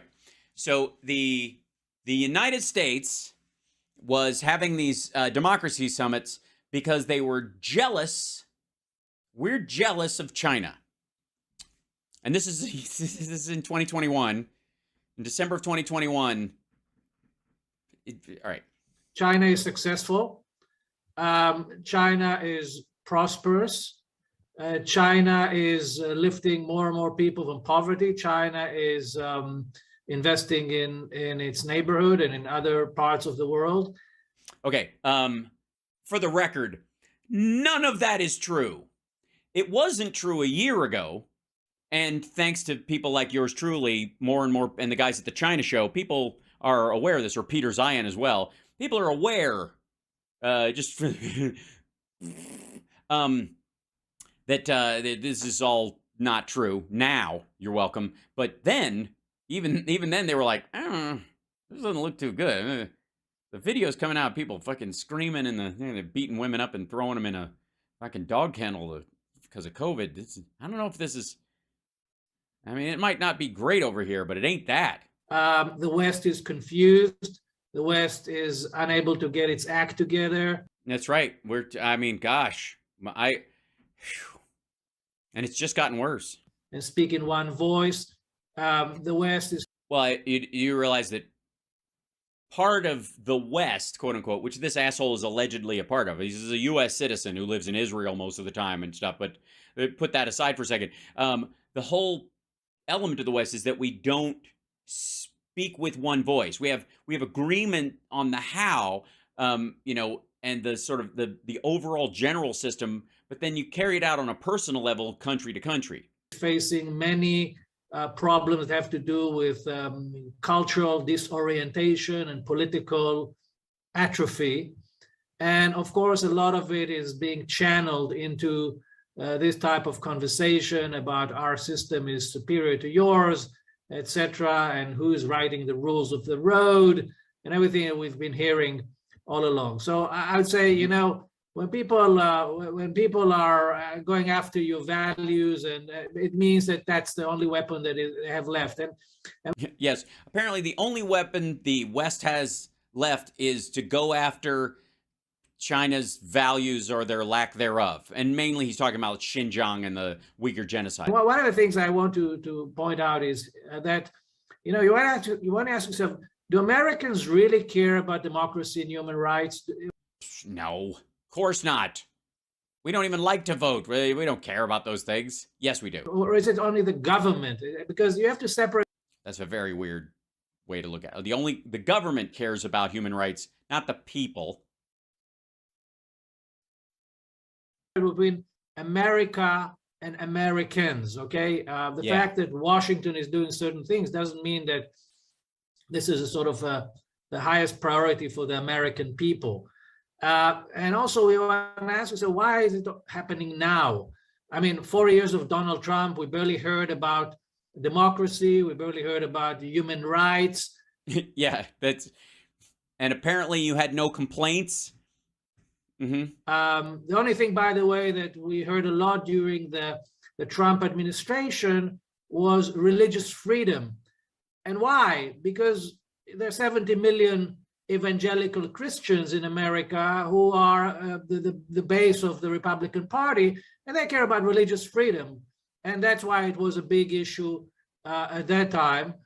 But we didn't hear much about criticism of human rights, and it all sort of began to unravel when after the pandemic started and Joe Biden came into power.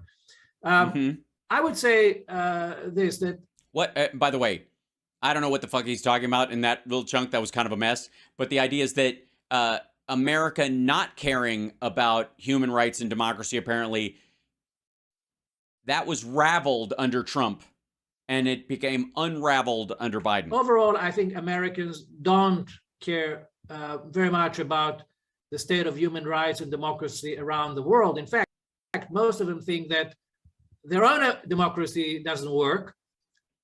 There you go. This is, by the way, let me remind you, Comer's star witness. Please go. And that has been shown time and again in various opinion polls, that Americans have a very poor image of their own system. It's funny how people in general will often shit talk their own system, especially when they have, what's it called? The freedom to do so. It's funny that in Russia and China, people never, statistically, it's weird. It's like magic. So, obviously, when you're not happy with your own system, who are you to go and lecture to the rest of the world about how their system is functioning? And when we... Yes, you complain about your dog barking all the time, so who are you to yell at me for shooting one that doesn't belong to me? Talk about systems, I want to point out the one thing, and I think that the opening remarks were spot on. Democracy is not an end. It's a means. It's a form of government. But what is the role of government? That's what we need to ask. What is the role of government? The role of government... What's it for? And how do you get there the quickest? Is to give you good life, to give you security, to give you the ability to walk at night in the street without being afraid of that you are murdered or your children are kidnapped and so forth. So I guess you're not going to touch the stabbings in China, the epidemic of stabbings in China, especially of small children that happened all the time. Okay, never mind. So the good life, and there are a lot of good things go into the good life, and every culture has its own definition what the good life is. Yeah. How? And some people decide that the good life is a tactical genocide against a minority in their country carried out in very overt terms. It's a culture. I mean, it's just what we, diversity is our strength on Earth. But the pandemic has gave us a very, very interesting opportunity. Because the COVID-19 pandemic is the first time in human history. Okay, I want you to guys keep in mind what the Republicans are saying about lockdowns and all that shit, and how they're like giving like a lot of attention to RFK for what he's saying. And then I want you to remember that this dude who worked for CEFC just filtered this in. The first time in human history in which all of humanity, all of the countries of the world are facing the exact same challenge at the exact same time. Well, no, I mean, starvation and the elements and all that kind of stuff has always been a road to... We've never had something like this. In the past, you had a natural disaster in one part of the world, and a few years later, another part of the world. And we could see how different countries, different governments, different forms of government are dealing with this. But we never had this sort of beauty contest. We never had all of the countries standing on the same stage, being able to demonstrate how they take care of their people.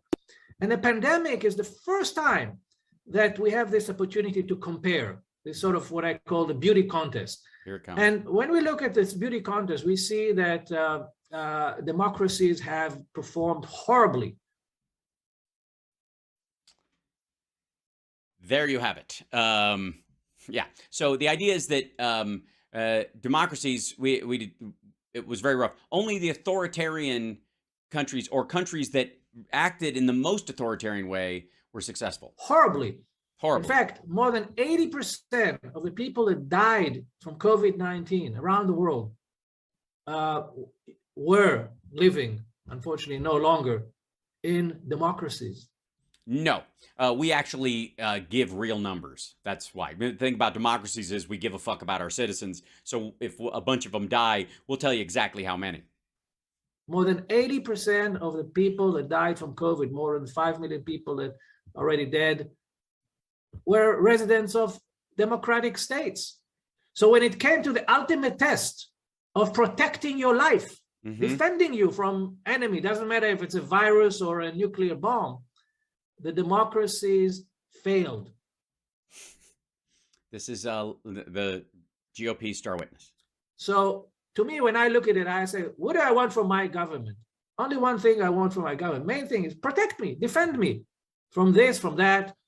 And from this, when the from stretch test occurred, the results are not very good, unfortunately.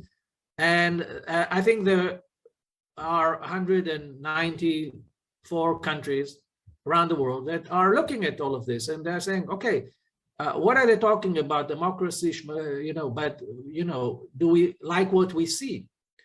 And I think that the issue is here that when you try to dictate or install a certain software on a certain culture, on a certain people, it's like. By the way, just for the record, this asshole is arguing that Asians don't take to democracy, not just Chinese. Asian people are kind of programmed differently. They can't do it. It's not right for them. It's a mess. Trying to install a and the idea also the racial homogeny of other countries was beneficial, and therefore the United States and its it's the strife is largely caused because there's a lot of black people here. That's the other argument. An operating system of a Mac on a PC. It doesn't work, and we've seen time and again the United States. I still remember George W. Bush saying, "Oh, we're going to go to Iraq.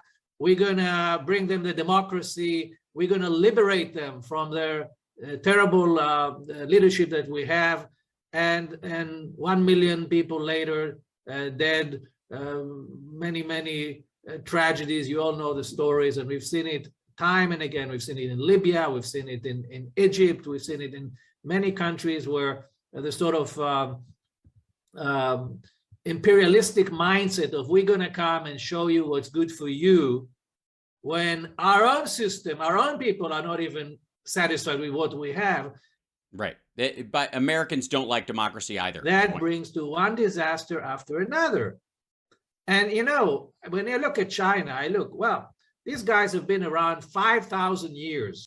That's right. They've been around 5,000 years, guys, unlike the rest of us who just showed up a week ago. They've made every single mistake that is possible. No, I think the 3 red lines is brand fucking new. There have been so many tragedies. You've been around, you're America, you're barely 250 years. Most of this time, you were not even a democracy, because there was still slavery and racial discrimination. China still has both. You're the new kid in the block. Now, who are you to come and lecture to a culture of 5,000 years that have... Communism isn't 5,000 years old, fuckhead. Maoism is copped from Marxism. It started in the mid-50s. Our system of government is older. Done all the experimentations and suffered so much. And you think that you can sort of come with a magic wand and show them what's good for them? No, we're not even trying to do that. And I just want to leave you with one point. Let's say that let's just in theory, okay, it's not going to happen, but let's just say, let's say that you somehow convince 1.4 billion Chinese, 800 million, that your system is better and they should move from the current system to their own, to the system that reflects the sort of the Western style democracy. What do you think will happen? What is this democracy going to look like? Have you ever seen one American scholar, one magazine article trying to describe what a Chinese system would look like if it was a democracy? Nobody's giving a thought to this. It's Yeah, you don't understand. Chinese people are just built different. They can't handle a democracy, guys. Bees need a queen. That you're trying to, you bunch of butterflies are trying to tell the bees how to be butterflies. It's just not going to work. sort of like, let's break it and then figure out what to do. And I think it's this intellectual laziness that we see today in Washington that is break, break, break. But break. Okay, now, if I may, that again, like I said, is this dude making this argument. Let me go back here. Here's the other part that I wanted to show you guys. And this is sort of my final like case close. By the way, I want to say hi to the chat room real quick. Yeah. So this, oh God, fucking dude. He loves China more than Xi Jinping. Just wait. It's worse. And I know this might be a little boorish, but I'm telling you right now, this motherfucker thinks that because people think that the Chinese people could handle being, you know, having their own democracy, that's in its own way racist. Ugh. Okay. And let me see if I can, yeah, okay. So put this in. There you go. So check this out. This is round 2 and then we'll be done. I promise it won't be as belabored as the other one, but I think it's kind of important that you guys get this, okay? Distinguished Fellow of GGI, Director of the Institute for Analysis of Global Security. Thank Washington. you very much. Oh, yeah. I must say Also, I'd like to remind you that this also is him on the run. Supposedly, this man is running from the Bidens because he's afraid for his life. that after Still in the same Ramada. hearing Mr. Lehman, I made an ad hoc decision to Oh, he has prepared remarks. This is off the cuff.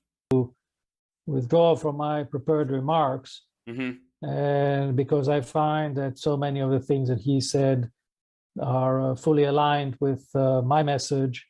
I don't know what the other guy was talking about. Just get to it. So I prefer, but rather to expand and to views. I think that it's very dependent. There's a sad reality is that human rights have become political football. Mm-hmm. Yeah, human rights are a political football. Nobody really gives a fuck about the Uyghurs. This is just a crowbar where America can get its way. In the deepening rivalry between the West and the rest. The West and the rest. That the collective West is sort of like the self-appointed moral police force of the world. And it has a notorious... What does that mean? Does that mean the East is the self-appointed genocide, folks? Okay. Record of using human rights as justification for economic coercion with a goal of selectively targeting certain countries with which they are at odds, while conveniently ignoring even worse abuse carried out by those they wish to court or befriend or benefit from. So there is certainly no consistency there. And I think we so America bad, and how dare we? And we all don't diagnosed the problem correctly. I don't think that the proposals that were made here in terms of what the United States should do have any chance of happening in the reality for 2 reasons, or 3 reasons actually. The first reason is that the collective mindset of America today is that it's really still basking in its own sense of moral and economic superiority. Well, we are the #1 economy in the world, and our middle class is the top charitable giving group of human beings on the planet. Please continue. With very little awareness of the sort of the murmurs and the changes and the views of the rest of the world, and in some cases the pushback. In fact, when there is a pushback, Yes, that's true. There's a pushback. The Chinese government wants to start killing some of its own people, and it doesn't like to be questioned. it only leads to more of the same, and even becoming the reaction, the response is even worse. The second reason why I don't think any of the proposals will matter much is that the US itself is currently engaged in a systematic denial of human rights from its own people. And we read about it every day, denial of basic rights, rights of expression. You know, when you... He means people getting canceled off of social media platforms for telling people to, you know, use ivermectin suppositories, by the way. But he's doing it from China, where literally you get arrested. Block, when you deplatform your own president from social media. Former president. He'd already been voted out at that point. You can only imagine what you could do to regular people. Well, no, only that guy was sort of, it was almost uniquely suited. We allowed him to, you know, step over the TOS everywhere. Like, all the social media companies were letting him overstep the TOS when the rest of us actually had to abide by them. Trump could just run right past the line and finally just went, oh no, sorry, it actually should be even. Whether it's the rights of people over their bodies. So the rights of people over their bodies. Let me ask some Falun Gong and some Uyghurs about where their kidneys went. Hearing everyday news that really raise eyebrows about how a country is treating its own people. So it's very, I think, unrealistic to expect that there will be a change in the way that the United States is treating people that are not American. But then there's a third reason that I think why we have a real problem here. We can only address through a major change in the terms of the debate. And that is the domestic political situation in America. We have to understand how those sanctions come about. Okay, if we don't understand how those sanctions come about, they were talking, by the way, about Russian sanctions and how they were trying to stop it. Very difficult to undo or to deal with this problem. Listen to this guy's fucking reasoning for how the sanctions against Russia happened, based on like general will. Watch this. So in the United States, we have 535 members of Congress. We have 100 senators and 435 members of the House. And many of the sanctions programs are born out of the US Congress. And the way it works is that every congressman or group of congressmen has a pet project, and some of it has to do with their pressures that are applied to them through domestic constituencies.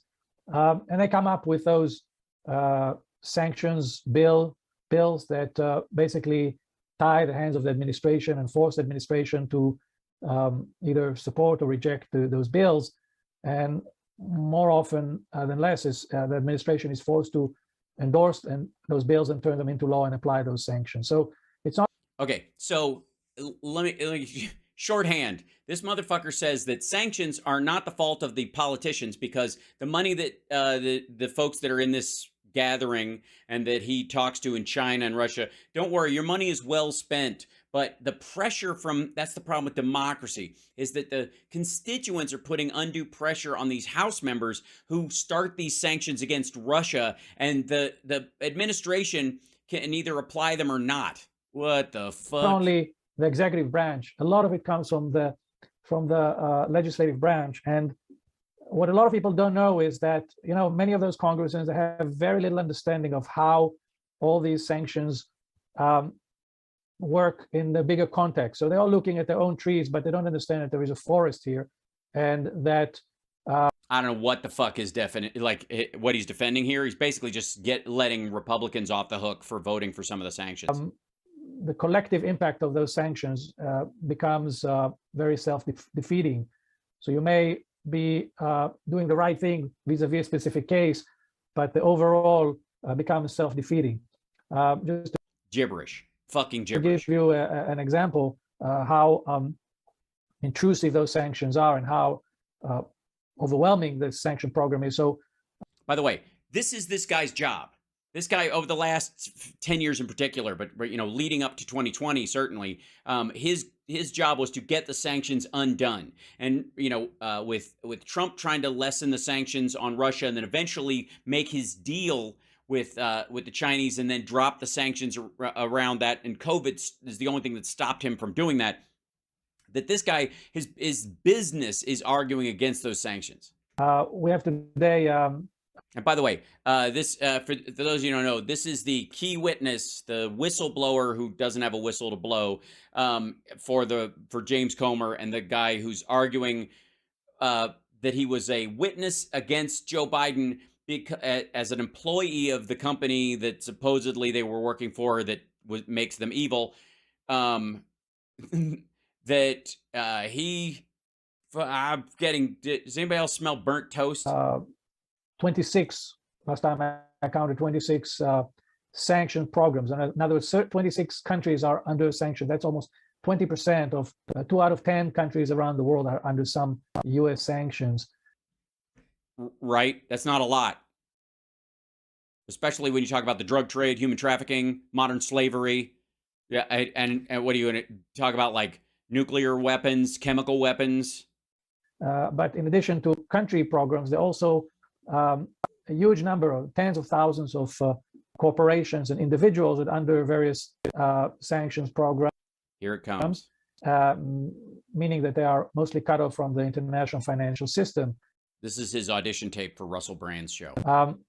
In the past 12 months alone, we've witnessed some very unorthodox steps that have been taken by the United States, including 2 cases of US freezing central bank assets of sovereign countries. The first one was about a year ago in the case of Afghanistan. And more. By the way, no, because the Taliban was going to steal it and spend it on themselves. That's Afghanistan's money. That's the people of Afghanistan's money, was not the Taliban's money. The problem was they're not a recognized government. That's why they did this. Anyway. Recently, as we all know, the case of Russia. We've also witnessed Russia. And what did Russia do? What the fuck? Why are we picking on Russia all of a sudden? Shit. Wholesale seizure of private assets of Russian citizens without any due process, without. Yeah, we don't have any due process at all, guys. We're seizing the belongings of poor Russian billionaires. Without any respect to the rule of law. None. No respect for the rule of law, except for the fact that they invaded another country and those people are direct ties to the government and to the military in that country, and we're making money off of it at the same time. So the money that they have is that money. Based on speculation that these people are somehow closely associated with Putin. Speculation that they are somehow closely associated with him because they're always at his house and they can't sign a check without his stamp. And that their assets are so-called ill-gotten, that they're made illegally. Mm-hmm. But again, without any proof, without any legal process, without anything. And yeah, it's terrible. America, what are you doing? What are you doing? These poor, innocent Russian billionaires who are just, they've taken their salary of $85,000 a year and they've managed to save for 1,000 years and using just the scraps left over. They've got a $80 billion fortune. And all of these uses of this, what we call the long arm jurisdiction, and the ability to enforce it, values on others, boil down to one thing.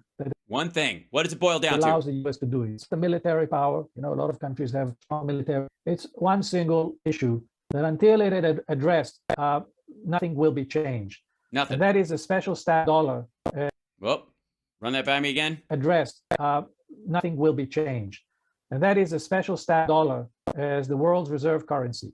Ah, there we have it, ladies and gentlemen. Glenn Beck, here's your new best friend.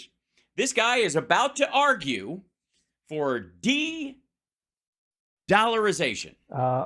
And America's control over the plumbing of the global financial system. Mm-hmm. I think that stands in the center of all of this. I wrote a book about this called De-Dollarization. Yes, that's right. The key witness against Joe Biden and Hunter Biden, who worked for a Chinese energy company for 4 fucking years, wrote a book called De-Dollarization. Hey, Hey, GOP, come get your boy. The rise of a new financial world order. De-dollarization, the rise of a new financial world order. And in this book, I describe how various nations are now coming to realize that That's right. it is the power of the dollar, The power. and the control Dollar. of America over the global, the plumbing system of the global financial system, That's allowing right. it to impose its will and to embark on this wholesale set of unilateral sanctions. Now, the thing is, Yeah, you can't use dollars if you're going to do that level of crime. And like we got to set the bar someplace. is that sanctions rarely lead to behavioral change. I don't think I can recall one case in which sanctions brought about any behavioral change, even in Because no one will admit it. extreme cases like Iran and North Korea. We've seen that none of this has led to any change in those countries' behavior. They often lead to retaliation, resulting in lose-lose situations. In fact, we see today sanctions can act as boomerang. No. Western countries that place sanctions on Russia are among the biggest casualties of those sanctions in terms of No, all Western countries have put sanctions on Russia, and the U.S. did the most sanctions, and we're actually doing the best of any economy on the planet. inflation and energy crisis. The same is true for the sanctions on China, the new Uyghur Forced Labor Prevention Act that just How dare we? recently entered into force has already created shortage in basic items like women hygiene products. That's right. American women are going without tampons because they were made from cotton picked by Uyghur slaves, and women sorry, but you're just gonna have to just deal, I guess. Yeah, that's it. You heard this, right? You heard that part? Yeah, that there's the blowback from us, the United States, not wanting to participate in modern slavery, right? Where people are forced to, wait for it, pick fucking cotton, is resulting in a shortage of tampons and pads and even probably little wings that attach to them. And are you, yeah? Is that how it's working out? I haven't, look, I'm one of those folks that, one of those guys that will absolutely get stuff for my lady. If she needs me to pick that stuff up, I don't even flinch. Tell me what kind and I'll get the exact one. I'll look around in there a little bit for a minute to make sure I found the correct one. That's because that's love. Yeah. Listen to this again. The new Uyghur Forced Labor Prevention Act that just recently entered into force has already created shortage in basic items like women hygiene products and shortage of polysilicon, which is mostly made in Xinjiang and is used to make solar panels. And that undermines America's ability to fight climate change. Yeah, America, what the fuck is wrong with you? What do you want? You want climate change, or you want to end slavery again? Motherfucker. Like, this guy is arguing that slavery is climate friendly. Again, now it's starting to make sense that he's the star witness for the Republicans. its emissions reduction goals and renewable energy adoption. It's that or slavery. So we see that those things backfire. And no, we haven't. No, we fucking haven't. Women are not fucking walking down the street with signs wearing their pussy hats saying, I need tampons. Chain those people up. The fuck are you talking about? Not only that they backfire, they never really help the people on behalf of which you allegedly acted. I mean, what? Yeah, the Chinese are still sterilizing and murdering and forcing into labor the Uyghur population. That'll show you, America. Just because you're not buying the cotton we're forcing them to pick, Iran and Russia will. So, what's the point? Americans are paying an anti-slavery tax. What does any of this help the Uyghurs that the U.S. bans products from Xinjiang. Obviously, it doesn't help. Why? Obviously, because the Chinese will still enslave and torture them? The fuck are you talking about? So the reality is that everything I discussed before is now boiling to, we've reached, I mean, both the war in Ukraine and the strategic competition with China have brought the world to what I believe to be a watershed moment, behind which a new global financial system is emerging. Here it comes. Wait for it. We've talked about it before. Ladies and gentlemen, he's about to go full bricks. And we can already see this. The international community is comprised of just under 200 countries. About 50 of them are maybe aligned with the West, but the ones with all the money. 3/4 of the world, the UN members, do not share this worldview, do not share this do not share functioning governments. Moral imperialism. Moral imperialism. I want you fucking that's a new one. That's, I gotta say. Ladies and gentlemen, I give you the GOP's star witness. And anybody, I know that there are people who are staff members in Congress and some folks even in the White House that occasionally catch my show. I hope you're catching this one. I really are. I really do. Hope that you, because if this motherfucker ever gets questioned, I would like someone to bring up, sir, did you refer to the anti-slavery movement that brought about, laws in this country against using products made with Uyghur slave labor as moral imperialism?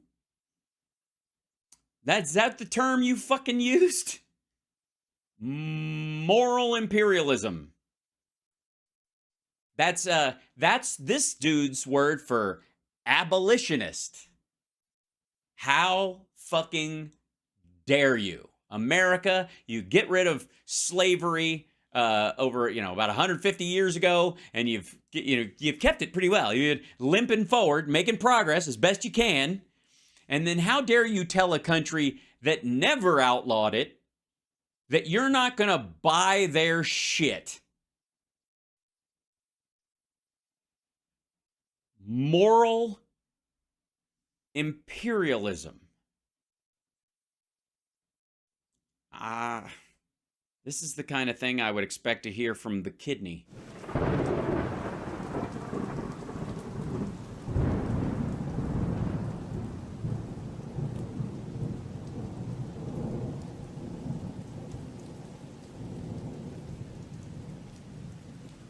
Maybe I won't. Who can say? That is being exercised at the moment. So we see a lot of indicators that we are going to enter a whole new period. I would point out one of them, and that is the rise of BRICS. Here it comes. What'd I tell you? What did I tell you? Here it comes. Brazil, Russia, India, China, South Africa. Each of those. Yeah, India's, it's going to be BRICS because India's bailing on you guys. I'm just letting you know. It's not going to happen. India's not going to be a part of that. They were going to be for a while, but then both Russia and China want to be the primary economic, pin. They want to pin it to the yuan or pin it to the ruble, and I don't think India is going to do that because they're the only one of those countries that has anything even close to a stable economy. Those countries has, and these are very important economies. Well, a couple of them used to be. You have Russia and China, of course. They get it what sanctions are. South Africa has been through sanctions previously in its history, and now why did America, with its moral imperialism, have a problem with South Africa? It's the fucking nerve. Does anybody remember? Golly gee, I thanks to the Mandela effect, I've forgotten all of it. Also knows what it means to be ostracized and isolated from the world economy. Yeah, why were they? Just put one step further. You're so close.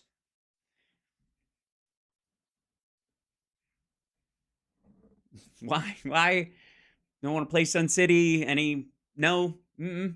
But even Brazil, I think, has really understood, particularly the case of Lula da Silva, who's probably going to be the next president of Brazil. But if you learn the circumstances under which he ended his previous presidency and found himself in prison, you will understand that there was a hidden hand behind this, and it didn't happen organically. And well, then how did he get back in? Why? The United States is supporting Lula just being elected because he was elected, not because we like him.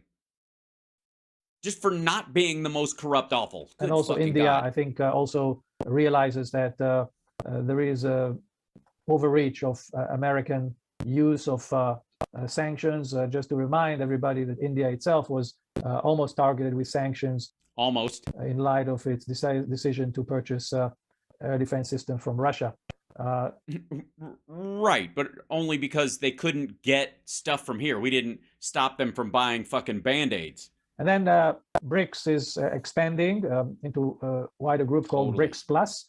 Yeah, BRICS Plus. It's like, yeah, it's the LGBTQIA++ two-spirit of economic failures. Sorry, I'm not making a parallel there. I'm just using a lot of letters. It includes countries like Saudi Arabia, Nigeria, Argentina, and others. We heard that Iran wants to join. I mean, what's not to like? I mean, it's a who's who of countries where slavery, human trafficking, and narcotics are the primary output. It's yeah, that's super. Or that have 157% inflation. This group. So there's a constituency, or a growing constituency of countries that are really fed up.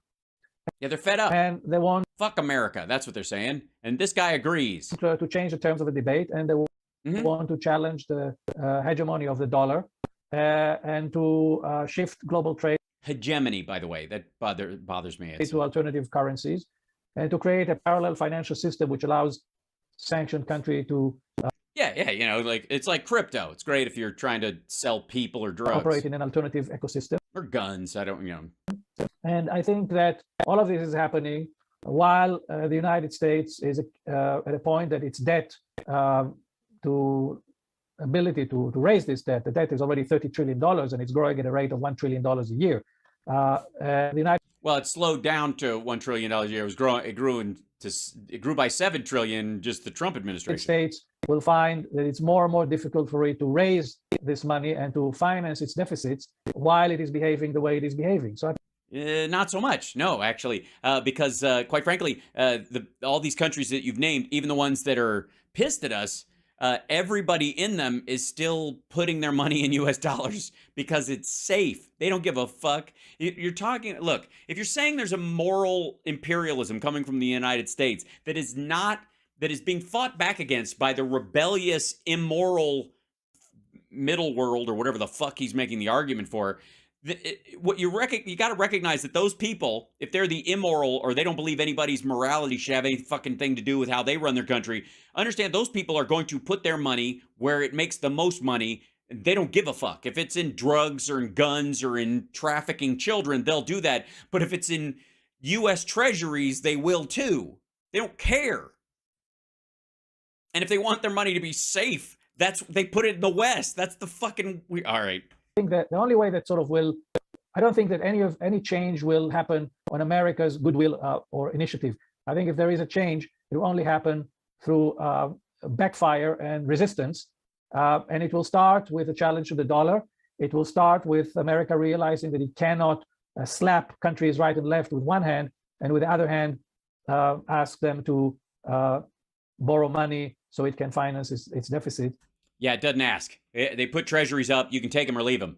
They just happen to be a good investment. That's how that works. Even the people who are like, China has all of our debt. We owe all this money to China. China bought 8% of our treasuries. They have 8% of our debt. It's gone down, actually, in the last few years because they've had to sell a bunch of it because they don't have the dollars to make, to spread around and buy the other shit. All right. So anyways, let me quickly revisit. These assholes were selling this dude to you earlier. See this guy? See this Laura Ingraham, see Fox News? This is the guy we were just watching.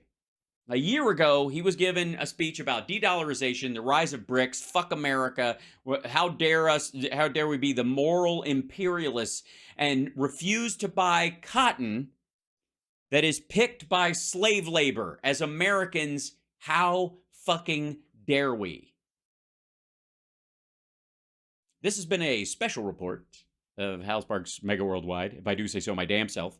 And I know I went a little long and it felt a little dry at times. I'm sorry about that. It means a lot to me that you guys understand that I want there to be a, hold on, I'm going to open something else. I want the ability to go a little bit deep reads now and again when we can, if I may.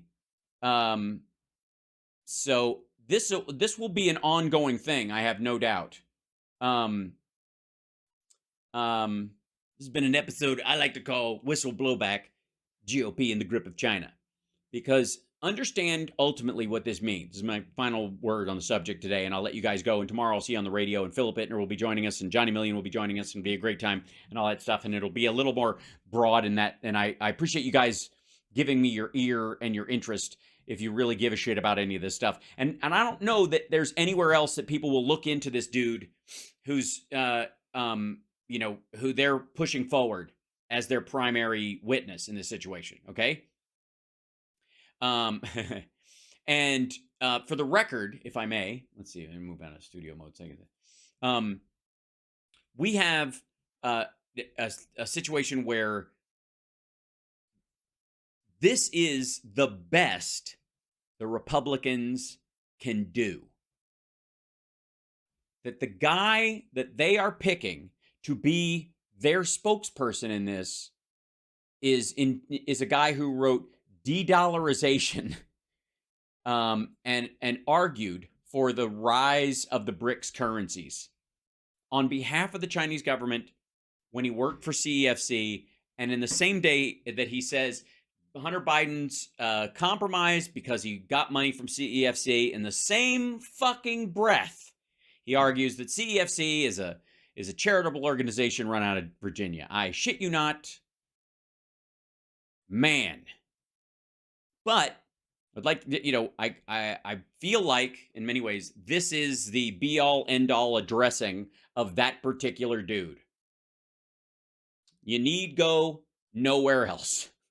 And anybody who brings this, I think CSL, we should just leave this show whole or whatever. Maybe we can go through in 3 breaks or put it in chapter 1, chapter 2, chapter 3 or something, because ultimately, people should be able to go, all right, who's that guy? Oh, he's this guy. Because that's the breakdown. That's that whole fucking guy. That's it. That's the...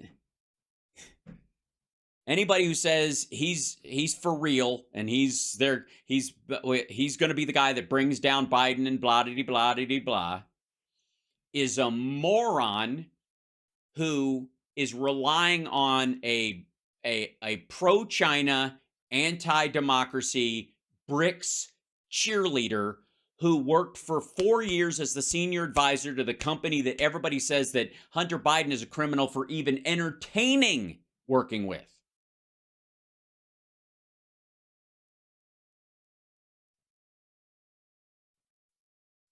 Yes, really, Uyghur kidneys. And that's not how you spell it, but yeah. Thanks, CSL. Yeah, it'll just make it a little bit easier, but I hope.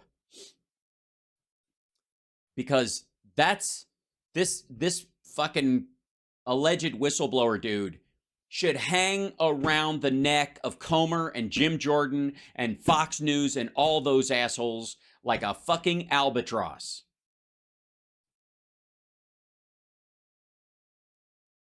And while I will be the first to admit, and I think many of you will join me in this, that America is by no means perfect, and the idea that any country could be perfect is kind of a mental illness in and of itself, but we sure as fuck don't do slavery anymore. We fought a war over it, and the right guys won.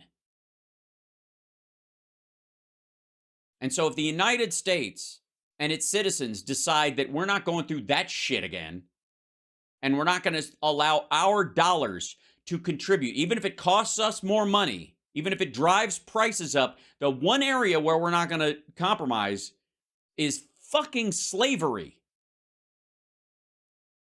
Prison slavery needs in. That's not, there is no prison slavery, Hakira. You can work off your time, and anybody who wouldn't trade effort for time doesn't understand the value of time. There is none. Nope. There's no slavery in jails. It's nonsense. We've talked about this before. Not comparable, and it's insulting to people who are, to the people of like the Uyghurs, or people who are being sold in Eritrea right now, or genuine slaves around the world. If you're in jail and you can shave a year and a half off of your sentence by working, that's not slavery. Nobody has to do it. Nobody. And I am, for the record, against slavery. Slavery in marriage, right. Yeah. No, 100 times no. These whistleblowers are nothing burgers, end of story. And I just want, like, again, that, like, even softly talking about this whataboutism in terms of this, the amount of, like, privilege that goes into talking about it in those terms breaks my heart. Eritrea, oof. Yeah, exactly. Fucking hell, man. And again, that's it. Go look at who's building Dubai. Forget about, even the abstracts or stories you may not even know about. Trapped Indian workers building buildings in Dubai who have to work off a debt to get their passport back if they ever leave. No. Not doing it. I'm not participating. And, like, as shitty as America can be sometimes, it's shitty on its own terms. And one of them is no more slavery. Fuck that. End of story. And anybody going, how dare you? If we want to use slave laborers to... No. Well, technically speaking, I suppose, and what he meant by saying nothing really changes if you sanction people for that, is that the Chinese aren't going to stop using Uyghur slave labor because Americans don't buy it. But that doesn't mean we have to contribute to it. Yes, I will never go back to Dubai. Not in its current state. I mean, if there's a big, if there's a Berlin Wall moment, we'll talk. Pakistanis die trying to work in the Gulf states. Exactly. That's what we're talking about. And it's okay having a hard line about that. And some dickhead calling it moral imperialism because we just don't want to pay for it. We're not even invading the fucking place.